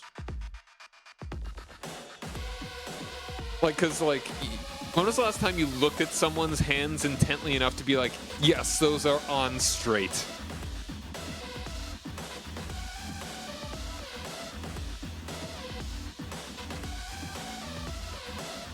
Like, I cannot think of the last time that I ever looked at someone's hands and thought, man, those sure are hands. And I don't want to have too many of these. Like, if they run into a Rakshasa, I probably wouldn't have them run into a Planeswalker. Because I don't want them to be like, hey, here's a dude. Here's another dude. And then here's this dude. And then maybe here are these dudes. I'd minimize, like, if... I'd probably only have them run into one, like, regular sorts of folks hanging around.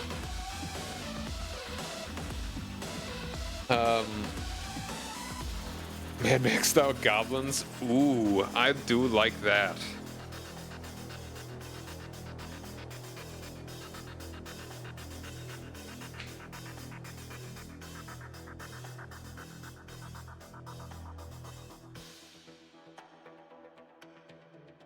Oh man, I would probably like very. Ooh, that's cool. That's cool. That's funny. We're Thunderdome! Must get beyond Thunderdome!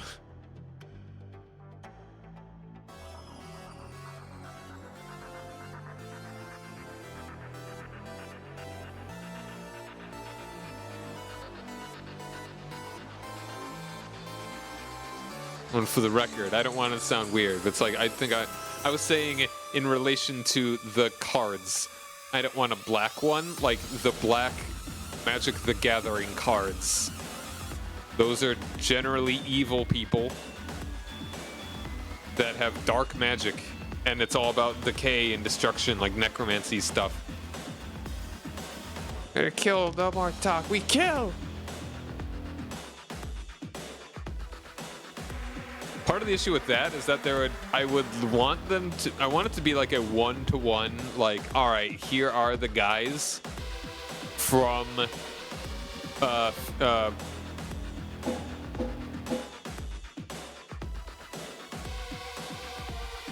not Fury Road, the actual original one, the actual second one, you know,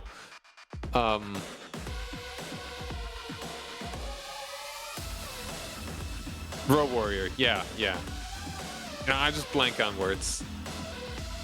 I would want to like make a one-to-one. Here are the individual characters from of the bad guys from Road Warrior that are all just goblins. Like that'd be a whole thing. I would love it. Like they have the exact same cars too, probably. Because that raises so many questions. Lord Humongous, just a small, and even, yeah, like, there's the regular sized goblins, and then Lord Humongous, which is a smaller goblin.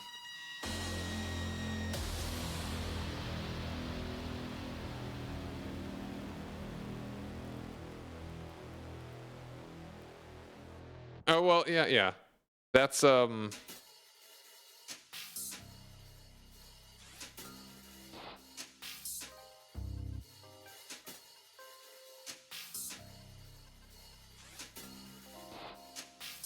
yeah.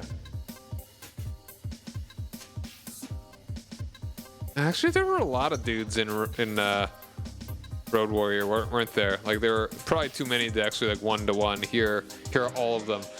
Maybe. I might just need to watch Road Warrior again. Mad Max style. Yeah. And maybe I'll throw in Fury Road stuff in it with them too, you know? They could go even harder. Like the dudes on the poles that they swing around.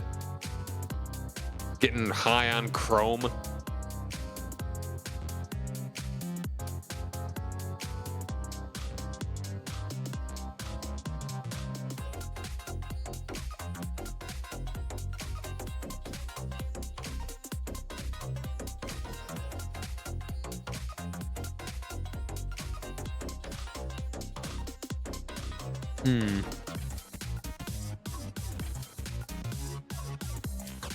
And there could also just be maybe some standard sort of desert dudes. Like, you know those scorpion men? Mixed up with gnolls. Also true. Like, whatever those scorpion men are, like the Zixlacotl or whatever. Striped hyena gnolls? Sure.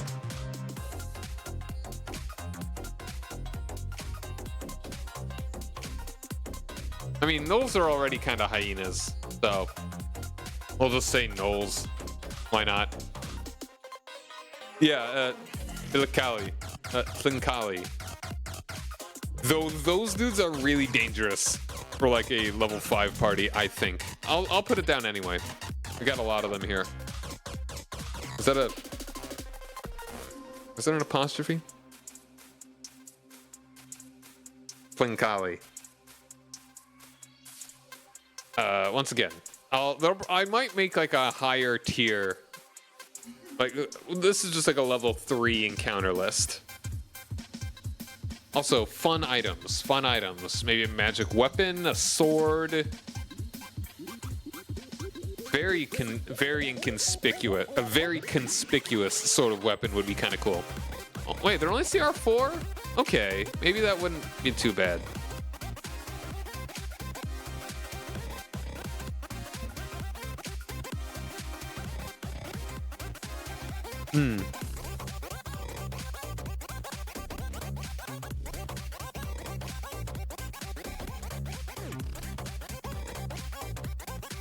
I've never actually made magic items, like mechanically, before.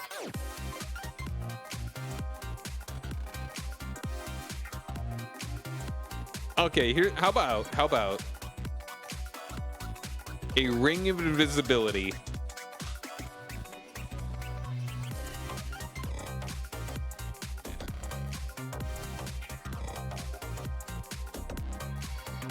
Oh, 4-ish, you'll need a +1 weapon. Okay, that's good to know. So I probably should get them some stuff relatively quickly. I like the, it's like the one ring. But there has to be a really big catch because that's really powerful. Like maybe it's only for... It only works for a small amount of time and has like take a long recharge or something.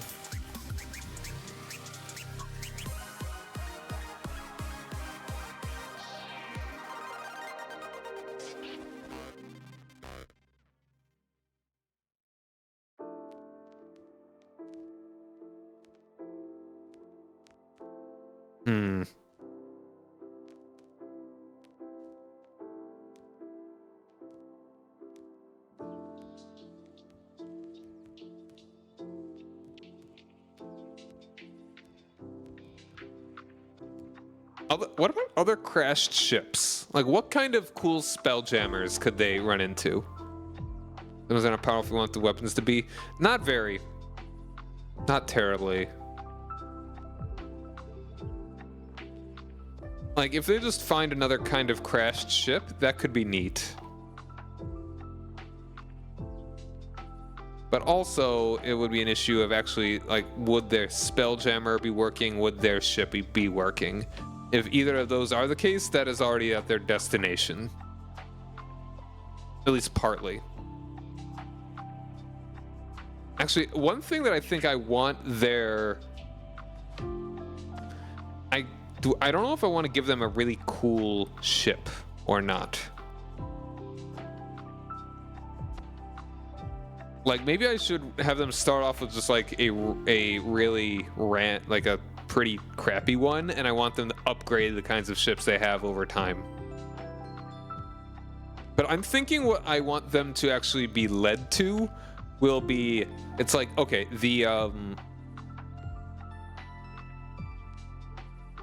Thrycreen, when they find them, will give them some kind of hint, which will lead them to another place that will give them one last hint, and then that will lead them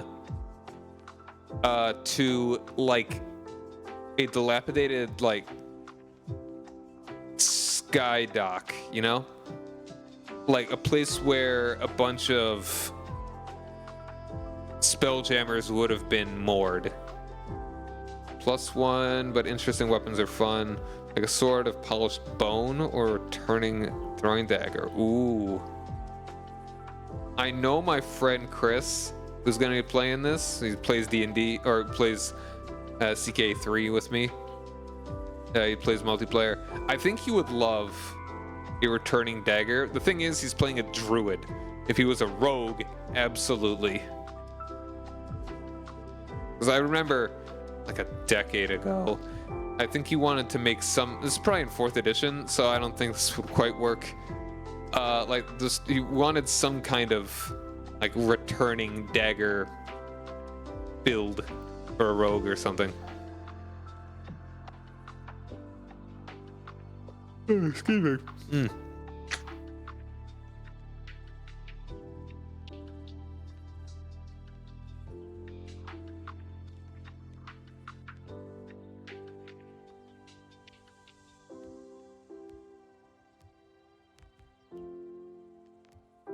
And maybe the skeletons could have one of them could have a +1 great axe.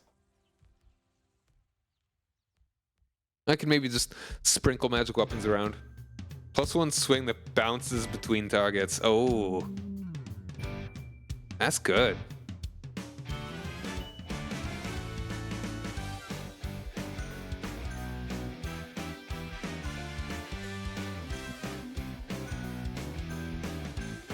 Like if it's within any creature within a certain distance gets like, yeah, that's really good. I like that. Yeah, do much damage but can't hit multiple people, and are funny as hell too. I really like that idea. I don't know if I want to put it here, but I definitely will steal that. All right, but yeah, we got an ad break, so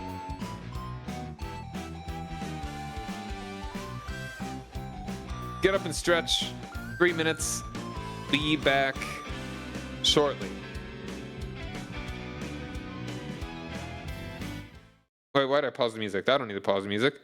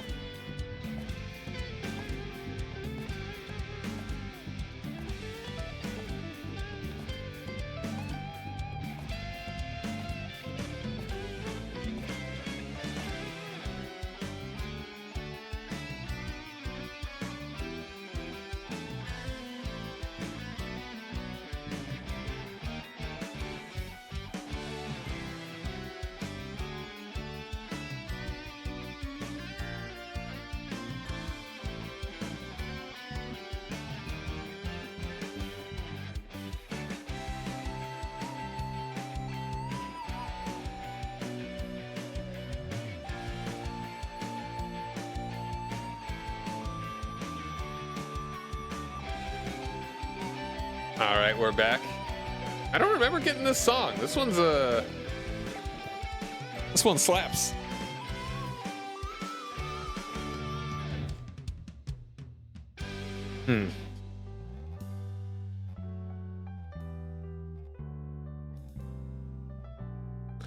All right, I really like Ricochet.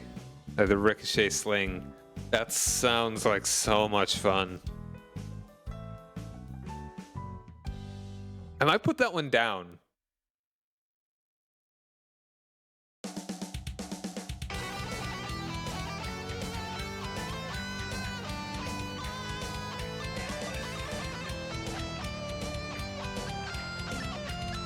I'll work out the details of that, but I feel like I think Chris would love that one. That's just fun.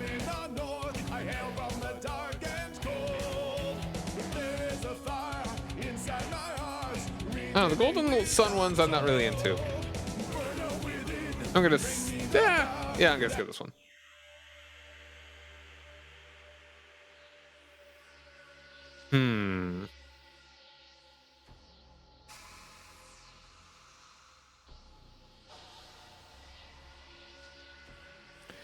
Also in Ricochet Sling. Okay, I'll just say Ricochet Sling.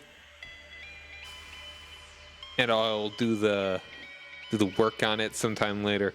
Like, I would either like give it a limit of how many ricochets there are, maybe make it a distance thing, maybe I would like it to be the thing that if they really like it, if whoever takes it likes it enough, it could get upgraded over time. Because, like, not a lot of damage, but man, it's funny to think of just like throw this one rock and it just bounces between a dozen dudes.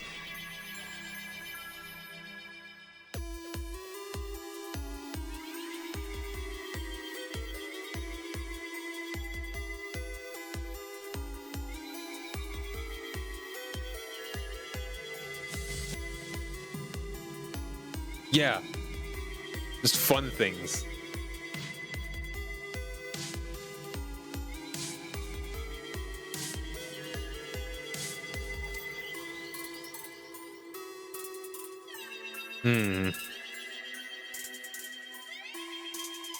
Let's do poison sand tube. Is that just like a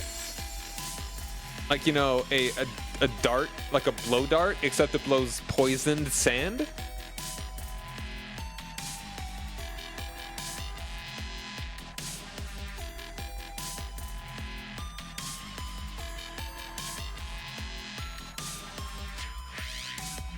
Resembling a slim scroll case made of bamboo or metal, the tube is filled with fine sand that is soaked or coated with inhaled or contact poison. When loaded with 3 doses of these types of poison. Hello, Cyrus. Thanks for joining me. Hope you're having a good evening. 3 doses of this poison. Blow into the tube to disperse the poison sand into your enemy's face. Ooh, nasty. All right, dose of poison. Nice, nice, nice.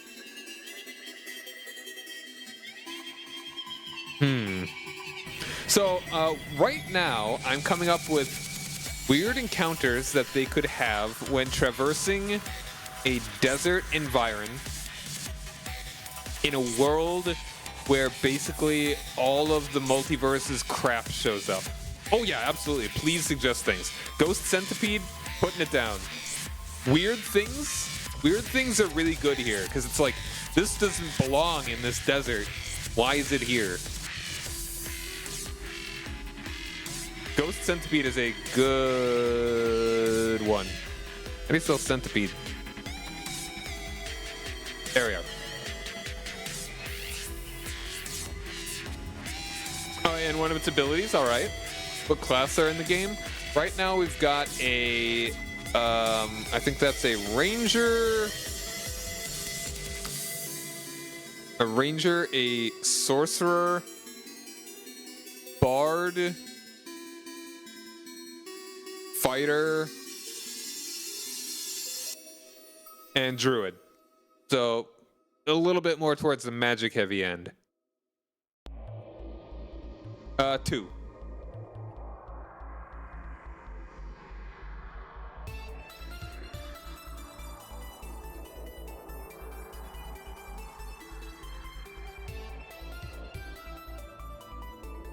Victim with within 60 must save versus spells or become possessed by the ethereal centipede. While possessed the victim, the centipede disappears and the ghost gains full control of the victim's body but cannot make the victim cast spells. Interesting. Alright, I'll just Joe centipede. What would you say if I said 1?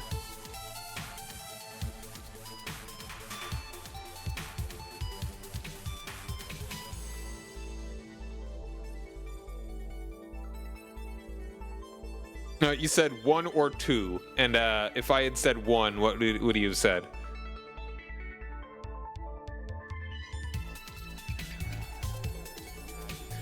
Bite Theory Centipede not only causes physical damage, but also drains life. Permanently reduces the victim's... Ooh, that's a lot. That's a lot. This is like a level 3 party. Okay, yeah, 2d4. Okay, that's not that much, but that's still... Yeah.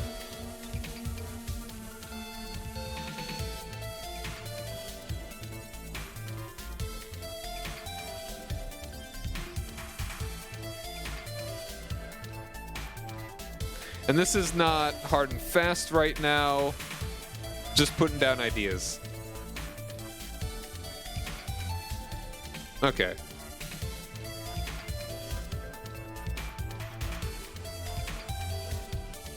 Poison bite. Poison instead of life drain. Save versus. Actually, maybe. What if it's necrotic? Like same amount of damage, just it is necrotic because it's a ghost.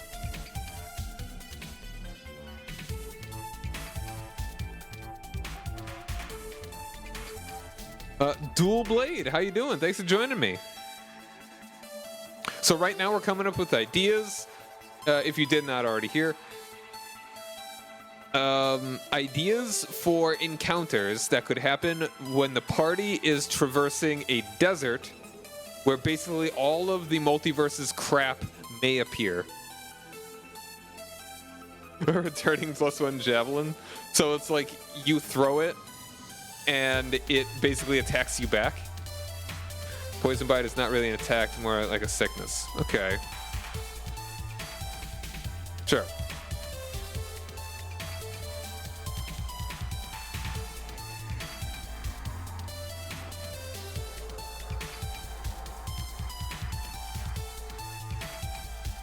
Returns to your hand.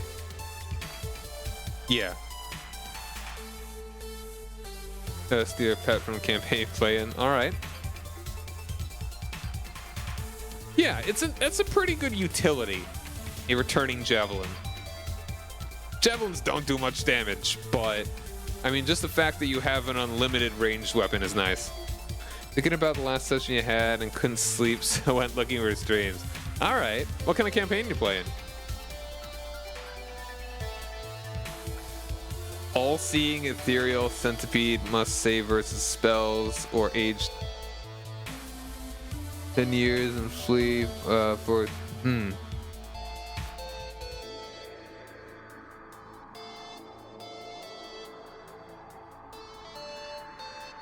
All right. But ethereal vision doesn't really matter. At least not. You know, I'll put it down. I don't know.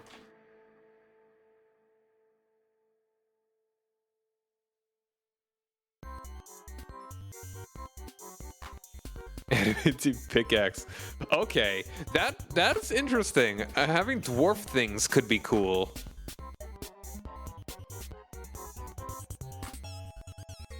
Yeah, the age 10 years thing, man.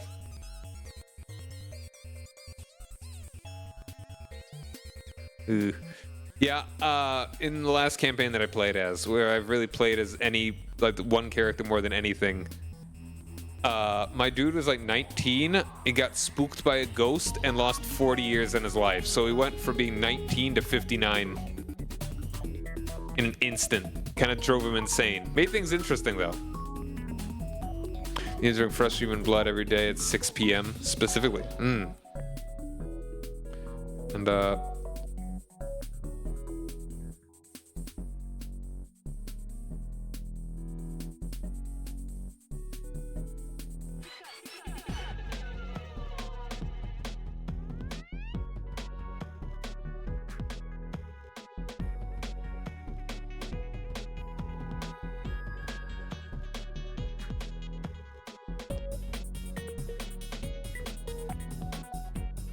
So had to make a deal in. The deal is he got an item and they give him a curse. Plastic vampire teeth. Like for a Halloween costume. A bucket of rats.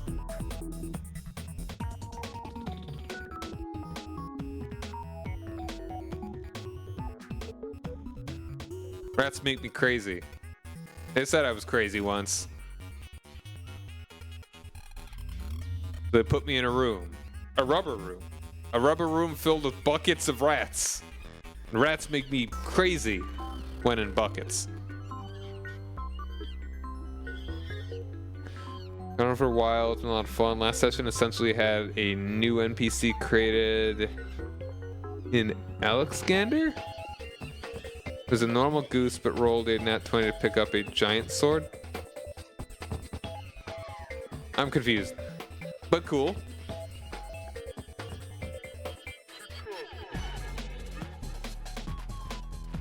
Yeah, it's not that hard to have a D&D campaign where no one's human.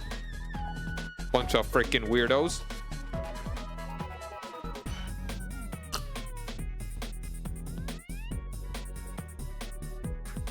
Is the paladin just like your parole officer or something? They're all just a bunch of Halloween decorations and a paladin.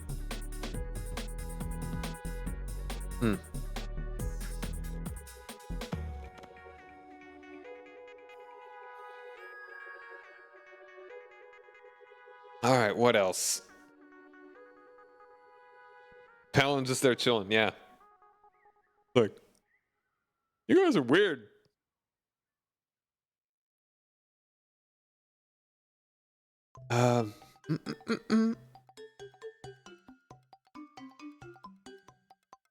Running javelin. The ghost centipede is kind of cool. I do like that.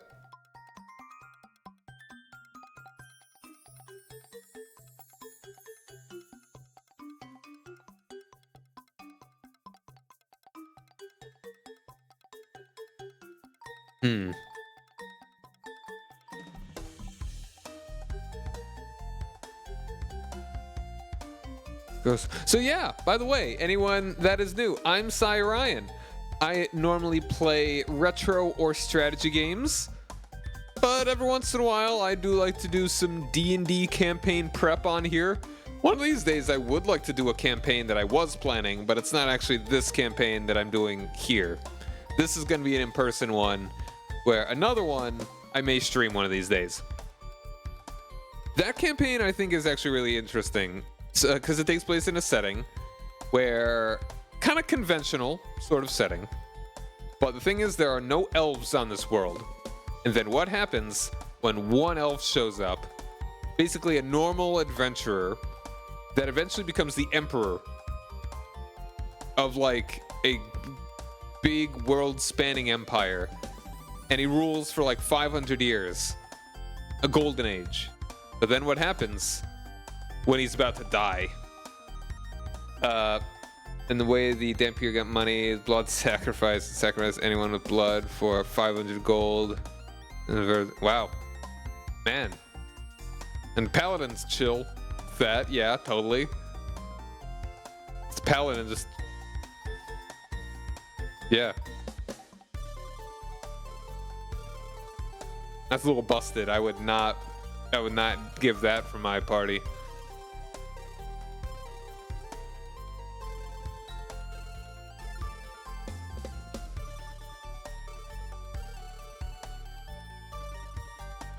The normal goose. There's a giant that got killed. Talking about taking his sword as a trophy. Made a joke about the goose picking up the sword. TM decided to have it rolled 20. So, you know, remember Duck Game? Or the Goose Game? Yeah, Goose Game. When he picks up a knife. That, but with a giant sword. Actually, you're like Fenrir with his sword, except a goose. Dampier got a charm ability and can heal 10 to 20 hit points per turn. That's also busted. Oh, Gander. Gander. Male goose. Okay. I am not familiar if that is a reference that I'm missing. Okay. Trying to think. Any other cool things? Dampier. Wow. Just didn't want to die, huh? Just didn't want this character to die, so just, not gonna die. Oh,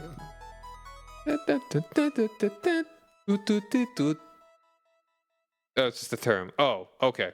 Oh, that's just like the male term for a goose. Okay, the term for a male goose. Gotcha. Hmm.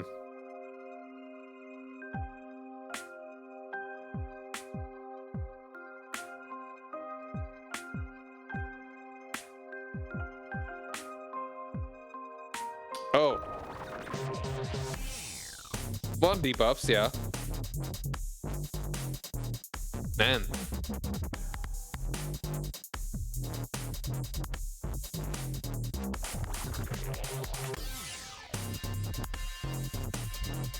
Excuse me. Yeah, I still feel like easy money.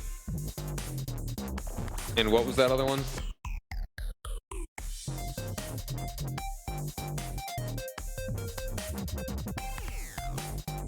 And the charm ability heal a lot. I feel like that. I don't know if that quite balances out.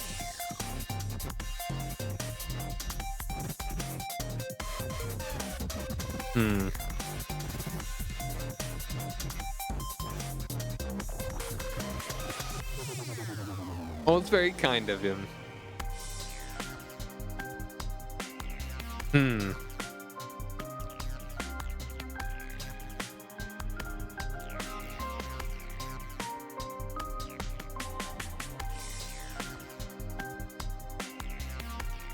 How do you spell Eberron? Is it 2 R's? A phylactery. What's his name? Okay, yeah, 2 R's. Eberron. Trains. Lightning rail.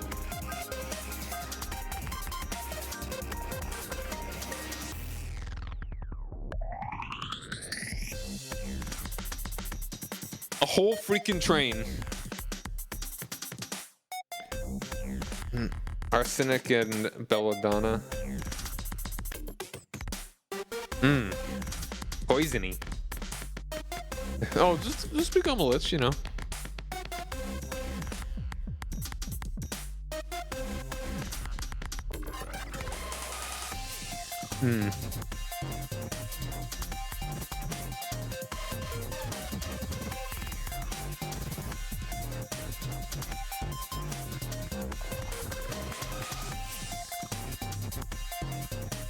We actually do have where is it?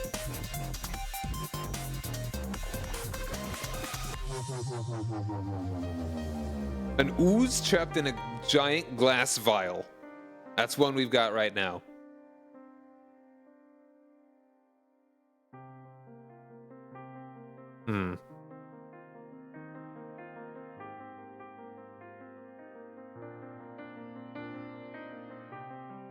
Once it crashed, I mean, it's obviously derailed.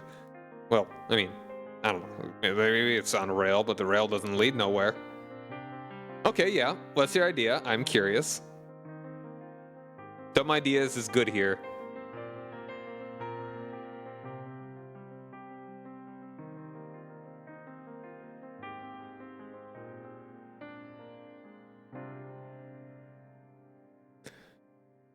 Eight-handled sword, divergent, the divine general Mahoraga. Is that 8-handed? And what is that? Is that like a Final Fantasy 14 boss?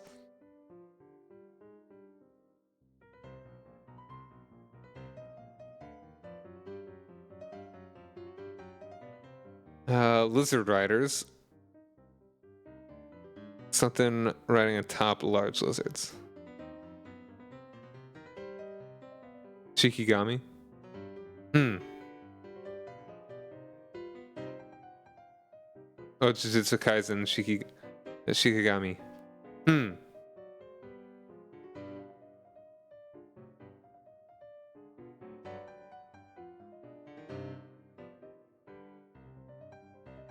Alright.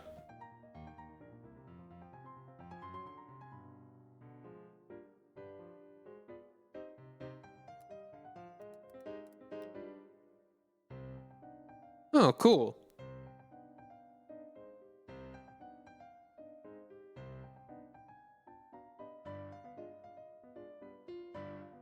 Interesting. Not quite the face eyes with no eyes.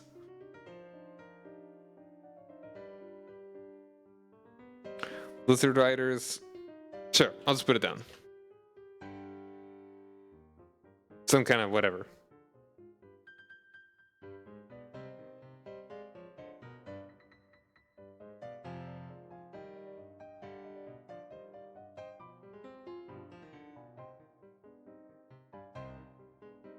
JS Solar Dragon, how's it going? Thanks for joining me.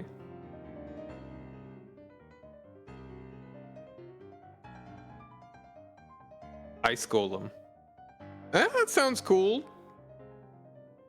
I do already have sentient golems here, and then like a lot of these I'm not gonna stick with because I would like to have probably no more than 20. I mean, maybe I'll make another chart, but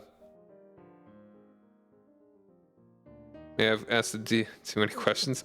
All right, I'll put an ice golem.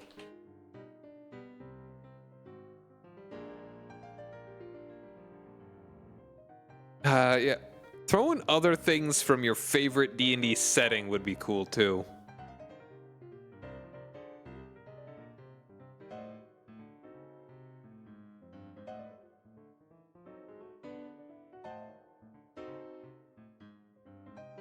Pardon me?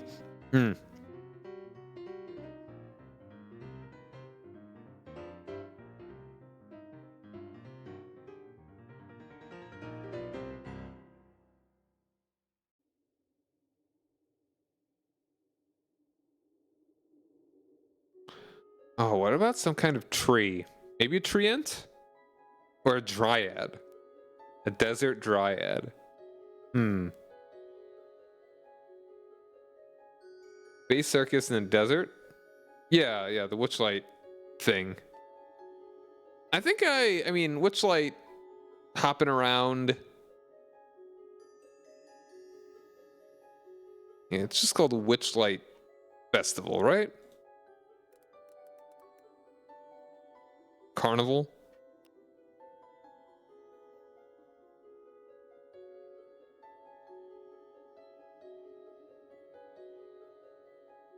I'll put down Witchlight Carnival.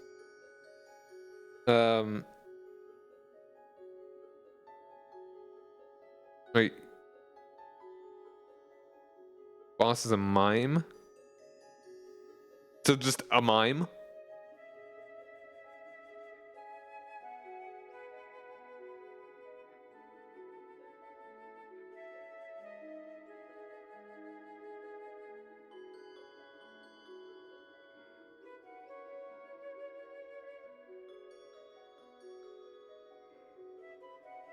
Mime. And that's a pretty surreal one. Just a mime in the middle of the desert. Miming.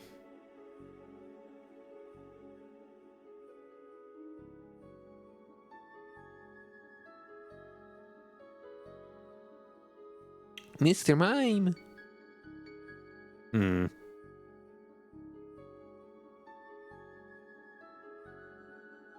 Think of it this way.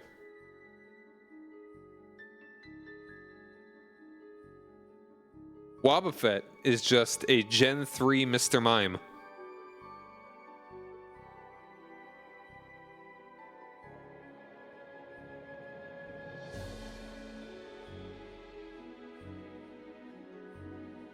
We'll say Dryad. That is interesting. Just have a tree in the middle of the desert, sort of existing with the tree. What if like a cactus dryad?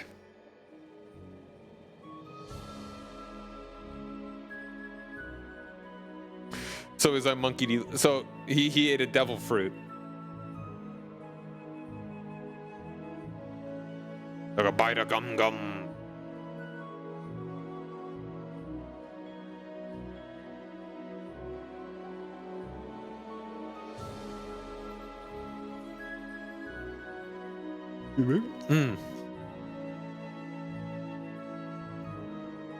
My mime.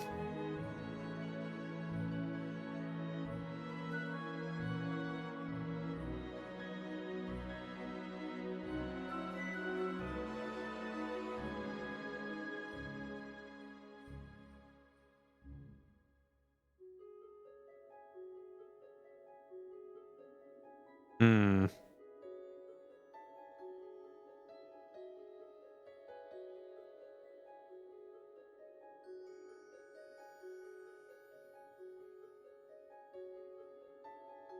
That's about the character, though it's somewhat power gamey for you're trying to do. Species gets a negative 4 to strength and endurance.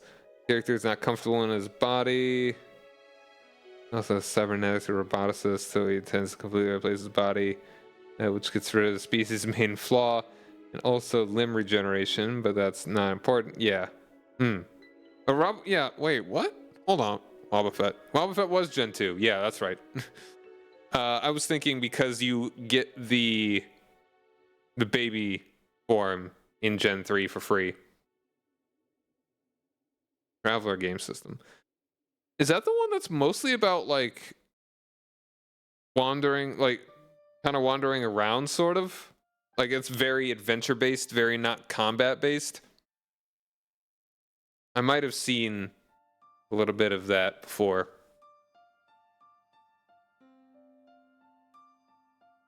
Or maybe I'm thinking of something else. A dryad. The sci-fi system. Okay, that's different than what I'm thinking of then, which I think was a more fantasy-ish. Or depends on campaign. Okay, I don't know.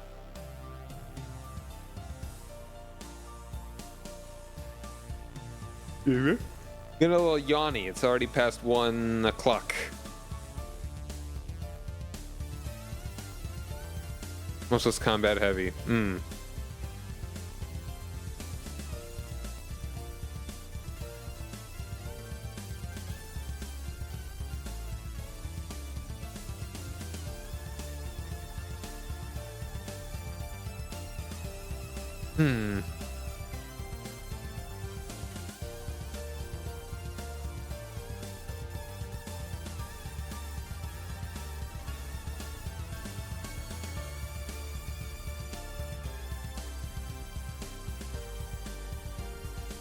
Okay, what are we kind of lacking? So we've got a couple magical items.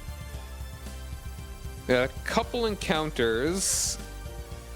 Like absolutely hostile encounters. And then there are also the little, like, what the heck is this thing sort of things. Like the ancient white dragon frozen in ice. Excuse me. And also a number of dudes you can just kind of run into and talk to. Alright, well, thanks for dropping by. Hope to see you again sometime soon. Tomorrow, I will be streaming either the post-game content for Pokemon Leaf Green or starting Sly Cooper and the Thievius Raccoonus. Whichever I'm feeling. Yeah, no problem on the info dump. Yeah, sets up / inside and appears to be a giant piece of driftwood. Inside giant driftwood? I don't quite get like a how do you mean by driftwood? Yeah, I've beaten Sly 1. I've never touched 2 or 3 though. Or 4. 5? I've only done 1.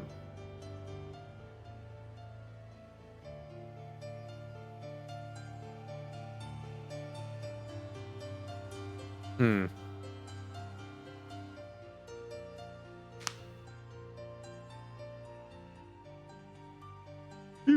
Hmm. All right, yeah. Thanks again for dropping by. You have a good night. Marrow power. Bones. Bone something or other. Hmm. Bone mage. Hmm. I've got an angel here too. That's probably one of my favorites. Stoic, a solar sitting on a marble throne contemplating, easily mistaken for a statue. 5 milks he can drink. Better don't get his milk or he'll got you.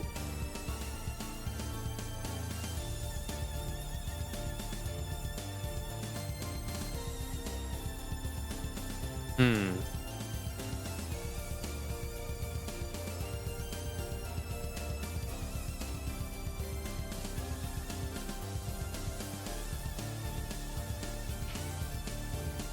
Quite the variety.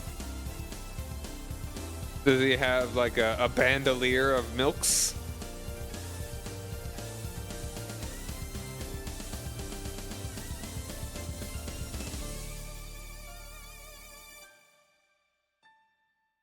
You big? I'm gonna keep on yawning.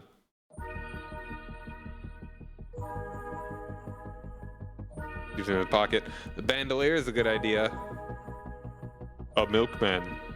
Oh, hold on. I've actually just got it. There we go. The middle one there is my Discord if you'd like to join. You can also follow me on Twitter. I should put my Blue Sky on there now too. And also I've got a YouTube channel where I upload the VODs. I'm gonna turn the music volume down a little bit.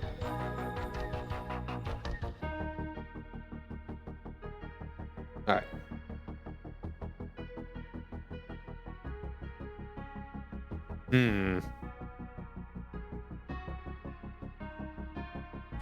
Yeah, I'm gonna need to think about what I want to do actually when it comes to getting a boat and a spelljammer. Map that seems to be from somewhere. That's a very simple one. I kind of like that.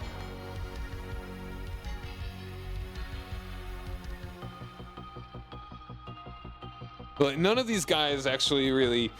So I mean, there's only one person that's actually been spent any time really here. Like they all just recently crash landed. So they don't know what it's for. Like no one would know what it's for. A snowman. Also sure. Snowman. Snowmam.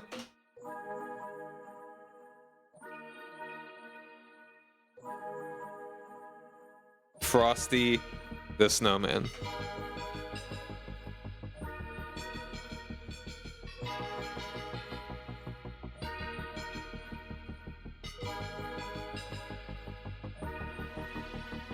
What other? Okay, so we got like an angel. Any other kind of like extra planar beings? Like what other? Maybe some of the other planes. I almost want to say Modrods. Sure, we'll say Modrons. Desert Devil? A Sand Devil?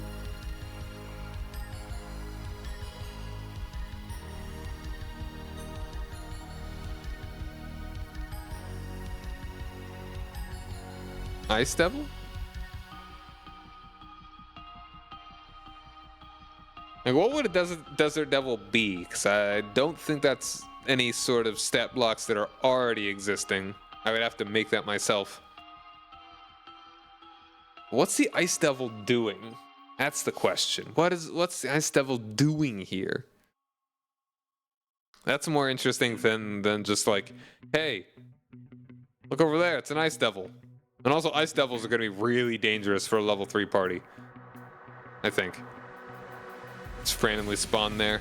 Yeah. But it would also, basically everything here is either lost or abandoned. Or wants to be forgotten. So either you end up here on accident or on purpose. Which maybe sounds almost kind of profound. Sort of. Zoro? From One Piece? Or from not One Piece? The Mask of Zoro. Excuse me. From One Piece. Any more One Piece references? They just run into Sanji. He's cooking food. He's like, weird that I'm here, he says. Cigarette missing. He's smoked all of them.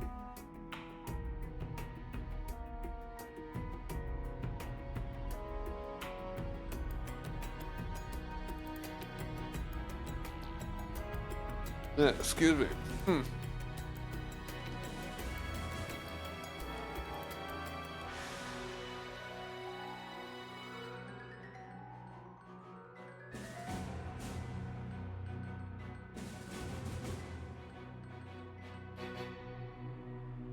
Ugh.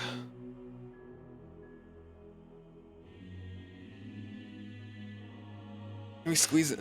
Man, maybe I should actually move on to a different part of this. We've got like 34 of these. A number of them I may actually keep.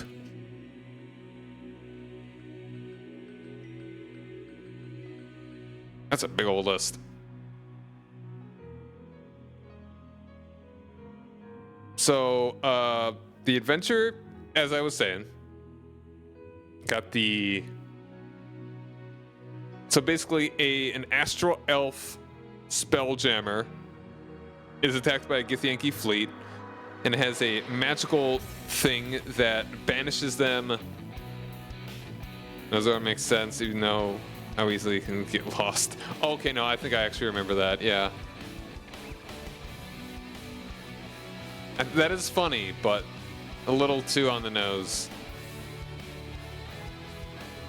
Yeah, so basically, during this battle, they try to escape with a magical teleportation, and an interplanar black swan event occurs where three Fey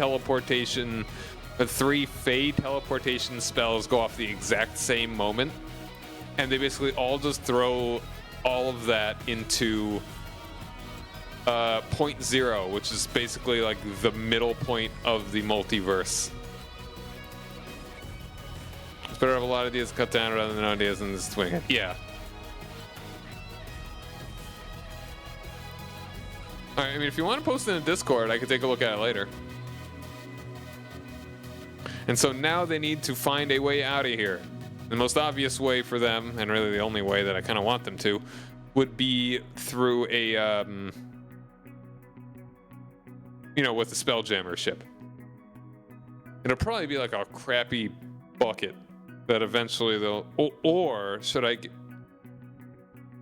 What if I give them one that is highly modular? Like, they could actually, like it starts off bad, but it can get upgraded over time. Ooh. You don't need to, like, put it in, like, maybe the media thing or whatever.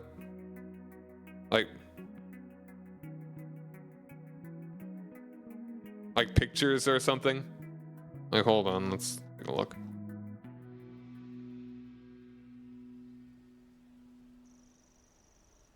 Oh, I didn't even know that someone actually joined in. Oh, yeah, like earlier. I'm gonna wave at both of you.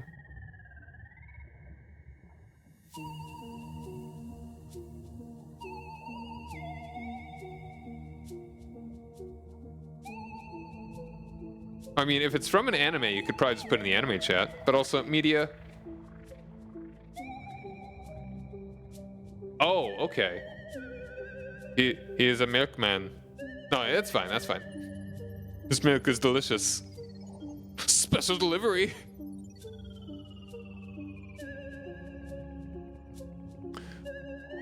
Let's see. How about? Okay, maybe some more magical items to potentially find. Right now, we do have a couple magical weapons. Okay, so we got a ring of invisibility, a ricochet sling, a returning javelin, and I guess we could also count the genie in a lamp, which with some kind of twist that I will come up with.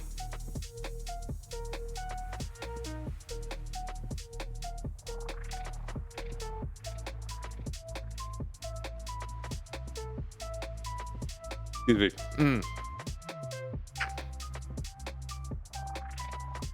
Random devil fruit, because I don't want to have a lot of One Piece references in my campaign. Like really obvious ones. Maybe like a little wink and a nod, a cute little one, maybe. But not like, hello, this is Goku and his friend Vegeta.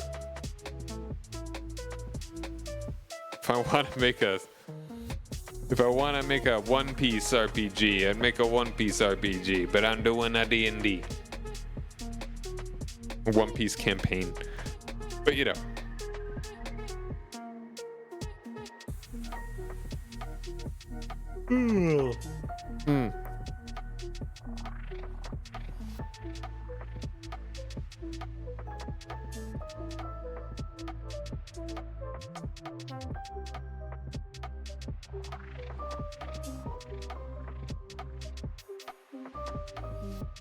Just got it, brother. Yeah.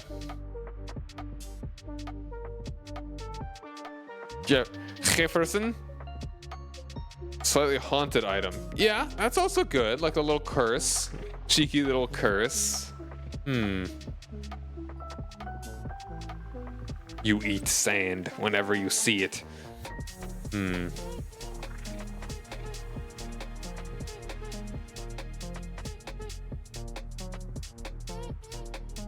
Ah, he's got guns. And cool hair.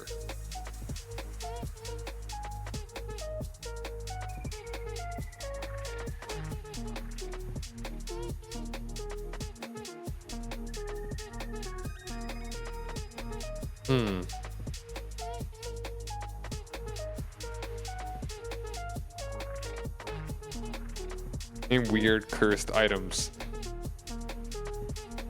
Excuse me.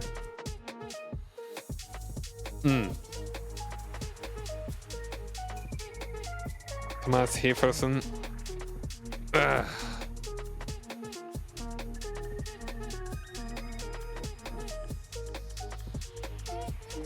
And your character has be nice to a banshee.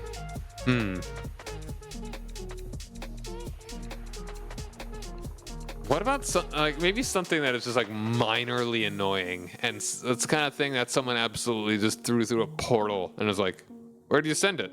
I don't know. I don't care. It's gone.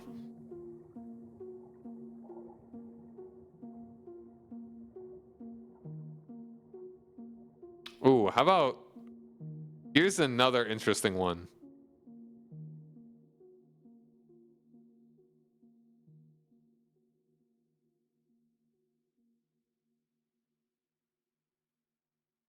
I'm never going to be able to spell that right.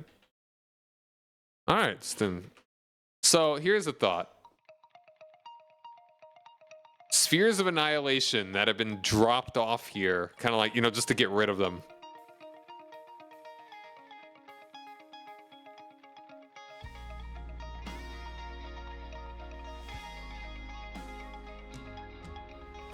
I know your character is workout, but you gotta be nice. Answer your problems, but Boots give her a special version of Thunderstep.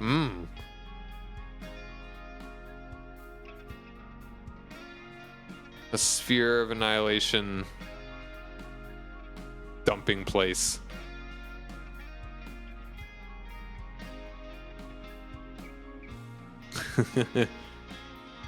I like that. I think that's neat.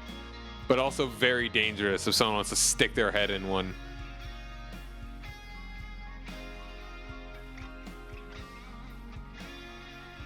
They will eventually.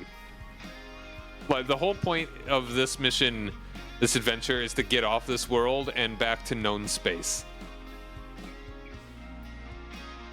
And psychic damage sounds like a scream. Ooh. Okay. What's your idea? Maybe I can squeeze it in here somewhere, somehow.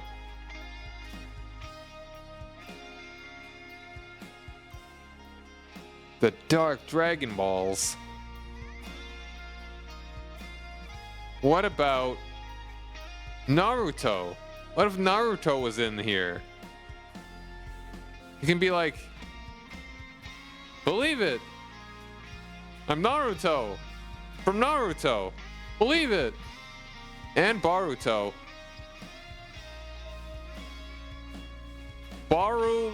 Leave it.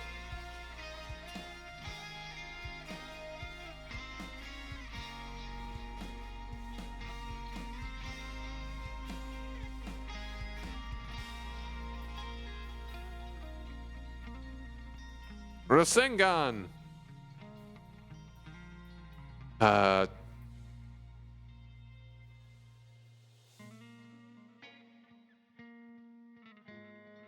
everyone loves a good Dragon Ball GT reference.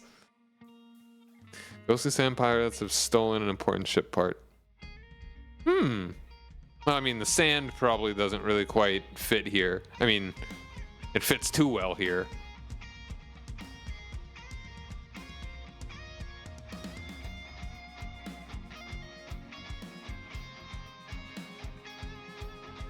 What a contrived plot. Hey man, go get the Dragon Balls, or else the world explodes because you made a wish on these Dragon Balls. Like they're different Dragon Balls. Ocean Pirates. Okay.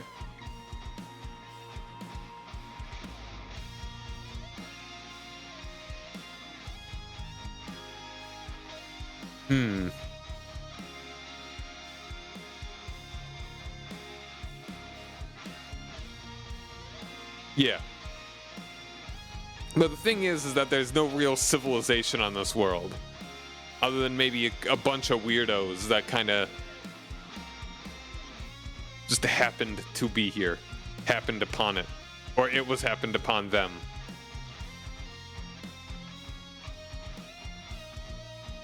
Instead of Dragon Balls, those two balls. Fascinating.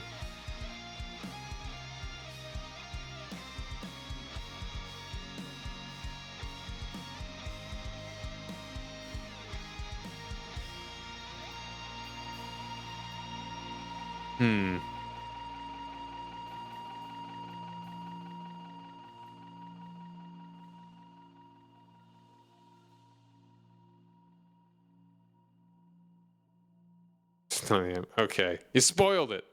Banned forever.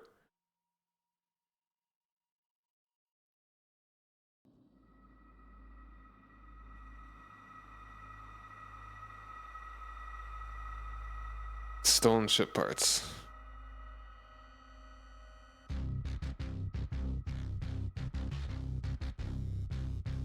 Sorry, I'm a little zoned out because I'm getting tired here, but I kind of want to keep doing this for a little bit longer.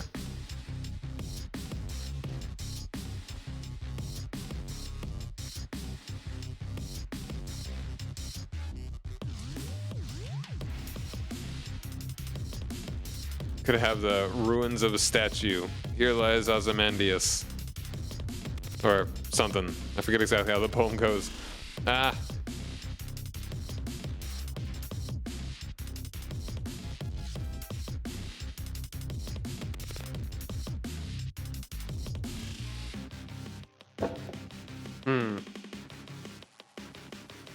All right, maybe let's go ahead and leave that for the moment. We'll say maybe I should actually have like a little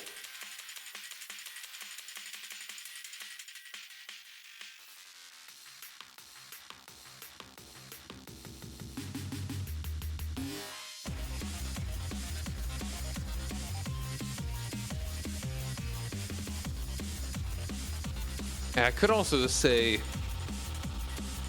could also encounter Whoop. Hit F11. Ah.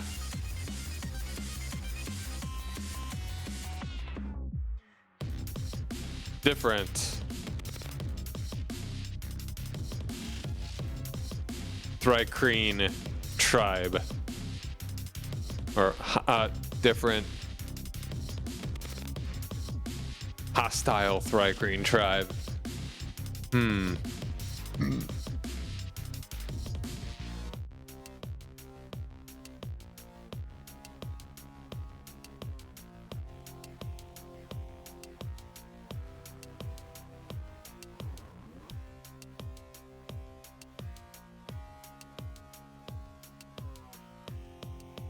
Excuse me.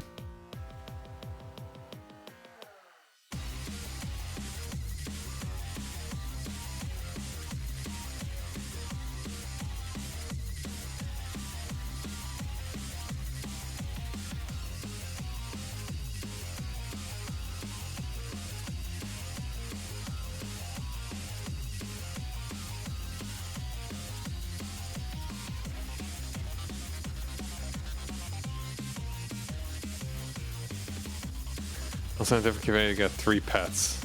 Cool.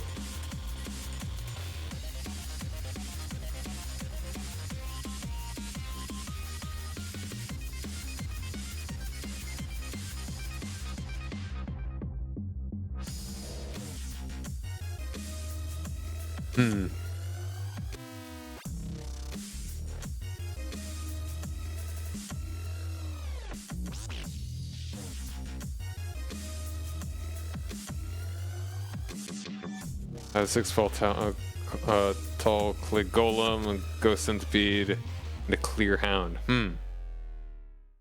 I wouldn't really call a golem a pet exactly.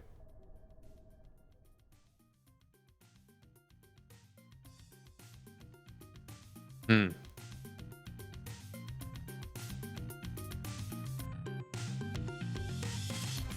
dun.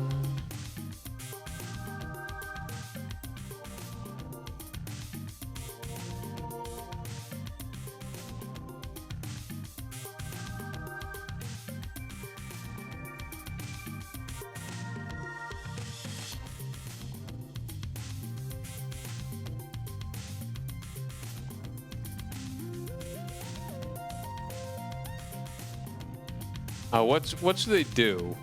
Maybe I should actually choose something from here and be like, hey, deal with this thing. What's one of my favorites here?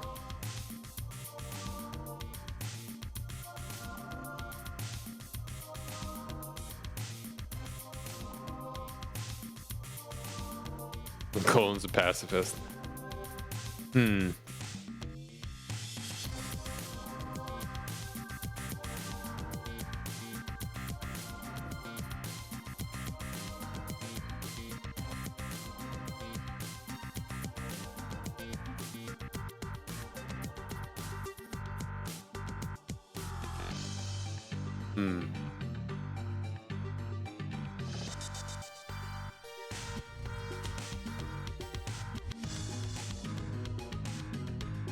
I'm gonna go ahead and like bold ones that I really like.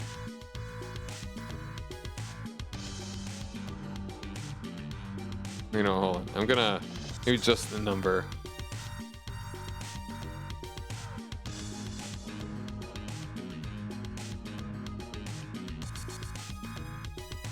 Or I'll just bold the whole thing. I do like the Mad Max style goblins. Golem's mostly a maid. Well, that's useful. A good Rakshasa is always nice. I kind of do really like the ricochet sling idea.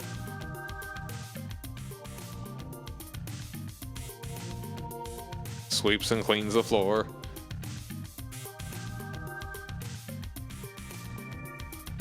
I like the lightning rail. I think I like that thing.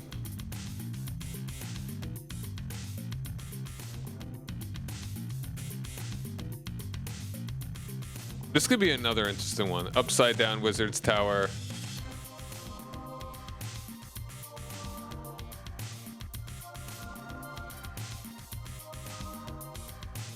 Everything inside is weird.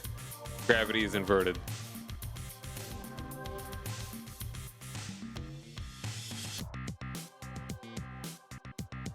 I think this would be a good one to be like, all right, go into this weird building and find a cool thing to give us. And if you do that, we trust you.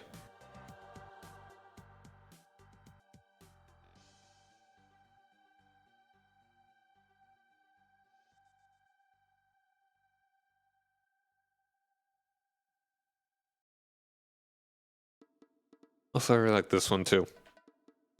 I think that's a good thing. I do like the genie in the lamp, but it's gonna be something wacky. Pacifist. The reason being is showing him love until he doesn't want to hurt. Okay.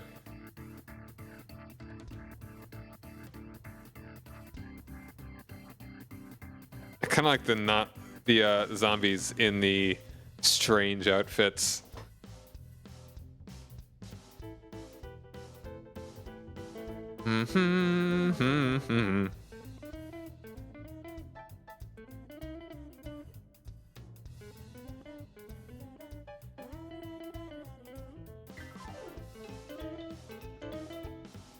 Sphere of annihilation dumping place. And I mean, the hostile Thrycreen is kind of obvious.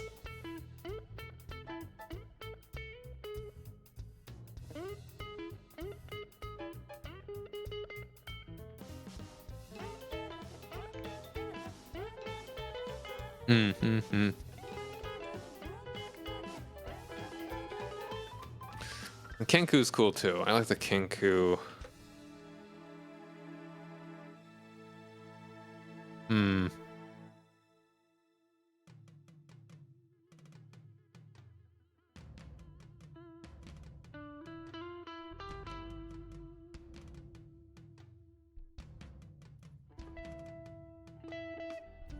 How many bold ones do we have here? 1, 2, 3, 4, 5, 6, 7, 8, 9, 10, 11, 12, 13, 14. All right, we have nearly enough to fill up a whole thing. I'm gonna actually go ahead and just like start. I'll just scooch all these guys to the top.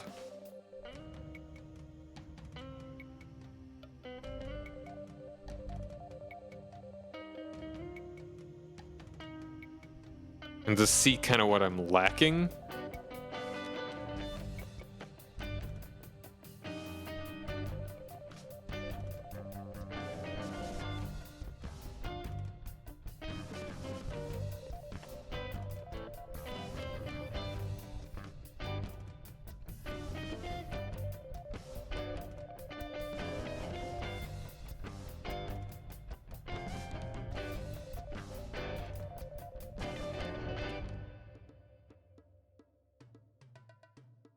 An NPC with ability where it plays rock, paper, scissors. If he wins, it steals some of your power.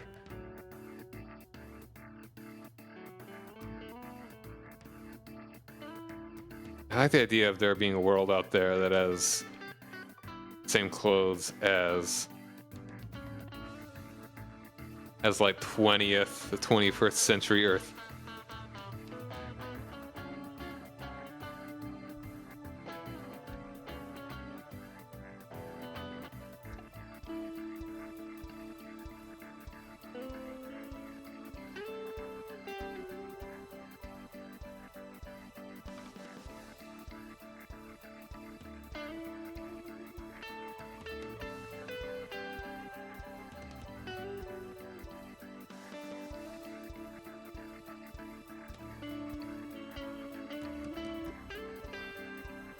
Did you mention you might be playing Sly Cooper soon? Yes, I am planning on doing that either tomorrow or maybe later in the week.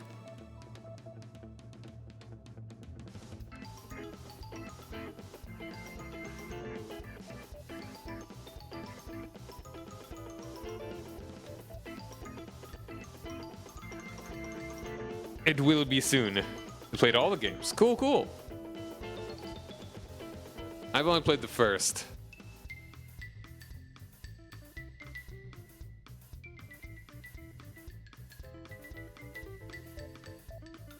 Now, first 14. Get 6 more that I really like. And really more balanced, actually. Like, I want a mix of curiosities, combat, and maybe some items. Like, definitely lower end on the items. Slash puzzles, locales.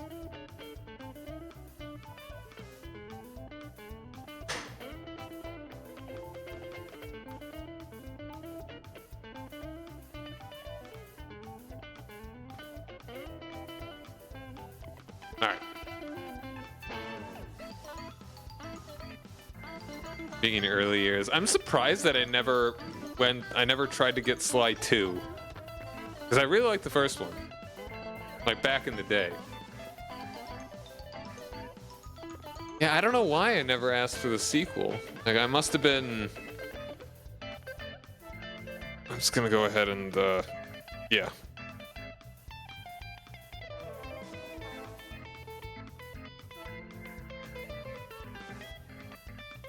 Yeah, I don't know, whenever Sly 2 came out, if I, like, what I was feeling. Hold on, what year was that? I'm curious now.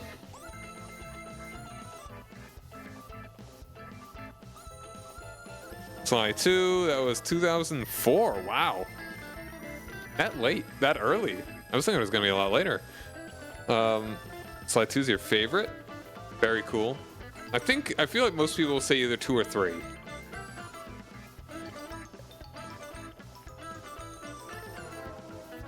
Man, 2004. What was going on in 2004?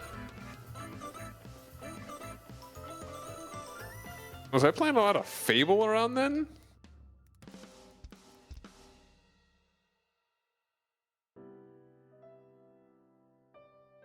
That was 2004.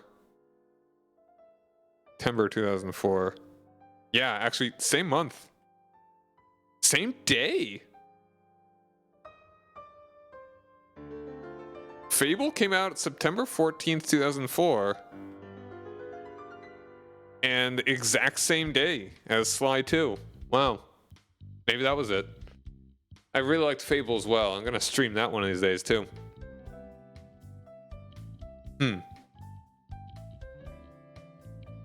Dun, dun, dun, dun, dun, dun, dun, dun, dun, dun, dun, dun, dun, dun, dun, dun, dun, dun, dun. All right, so if we were to like, okay, combat, curiosity. So that's potential combat. Eat a mimic. Show it who's boss. You mimic the mimic.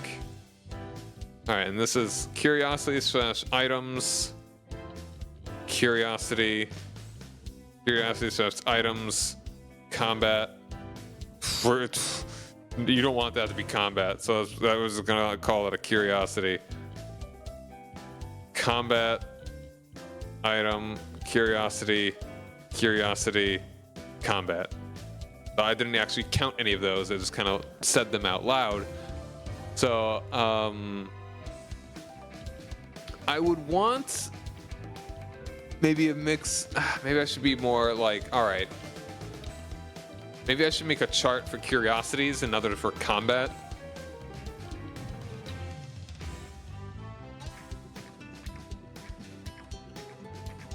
And we spent like basically the whole time just making these. That is fun though.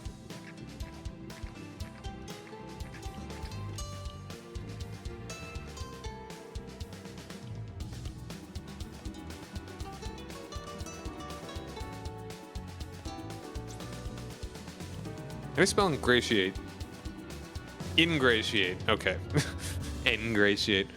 The answer is likely to be no, but do you ever see the YouTube video of his voice actors Sly, Bentley, and Murray sort of role-playing trying to rob a KFC? I haven't, but that sounds funny. Gonna need to look that up. Who are they frying in there?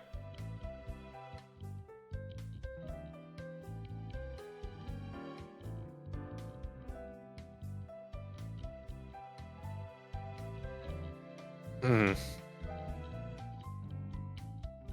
Animated armor.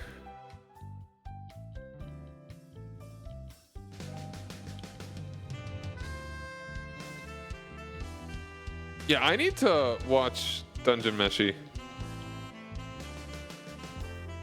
Oh, so that's like fried. Is that just the armor itself? That they're just using as like a plate? Or are they actually cooking the armor somehow?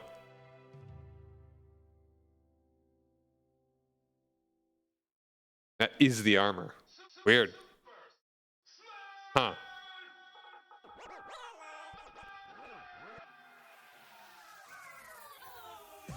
Is then it controls the armor. Okay, so it's like a lot of them looked very squid-like.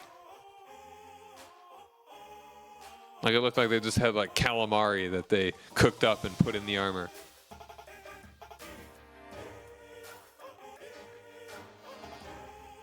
They look like oysters. Okay, that's kind of neat. Because the armor is like a shell. Like a clam shell.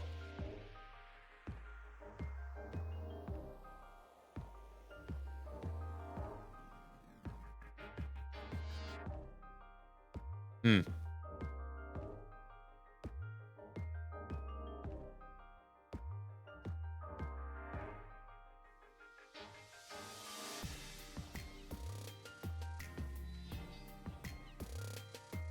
Maybe I should give them the option of which ones to go for.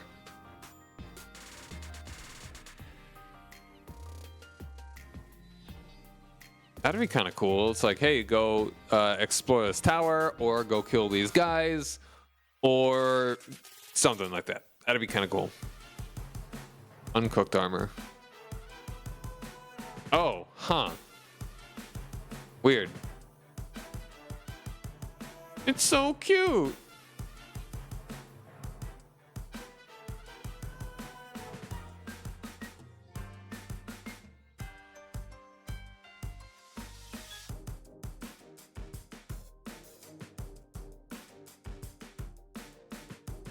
Hmm.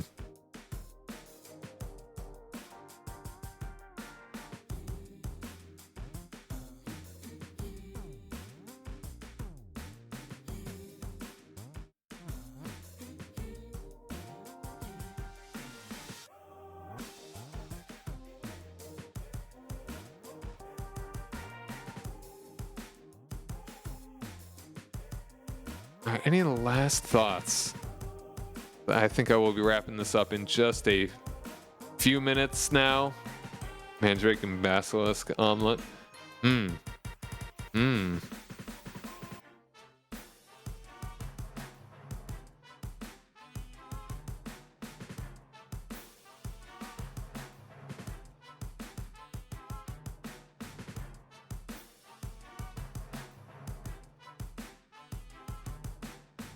Hmm.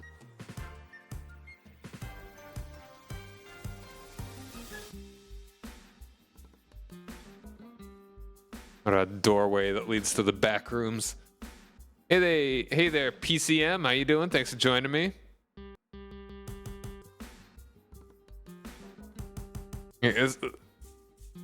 Sorry that you're kind of popping in now, but I am actually just about to wrap up. I'm getting pretty tired. It's already past 2 p.m. So I guess I'll just introduce myself. Hi, I'm Sai Ryan. I am I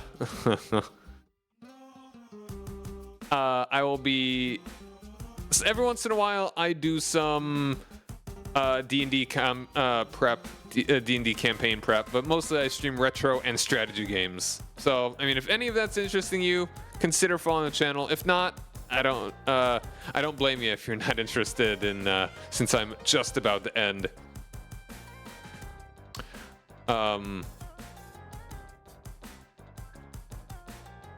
But yeah, tomorrow I'll be streaming either the post game for Pokemon Leaf Green or Sly Cooper and the Thievius Raccoonus, if either of those are interesting to you.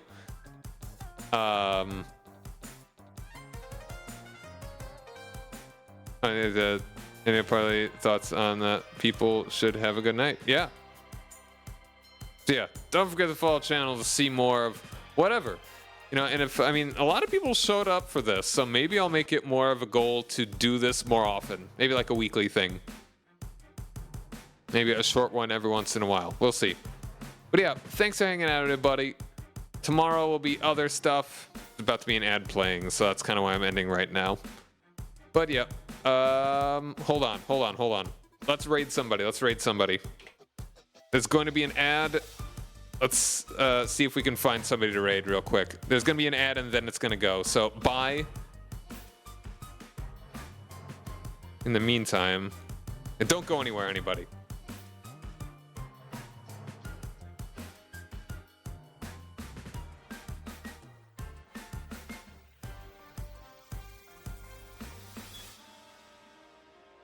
See if I want to raid anybody, actually.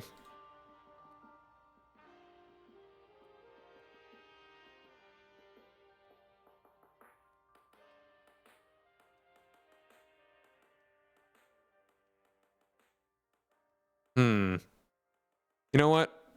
She's gonna get more viewers, but she just started.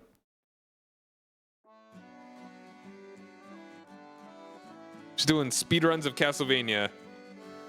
Continue. I like Castlevania 4.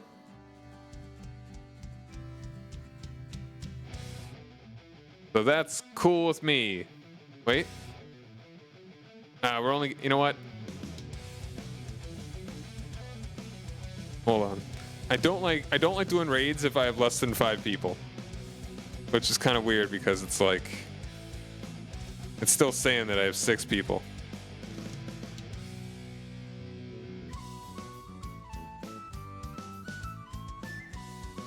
You know what? Let's do it. We'll do it anyway.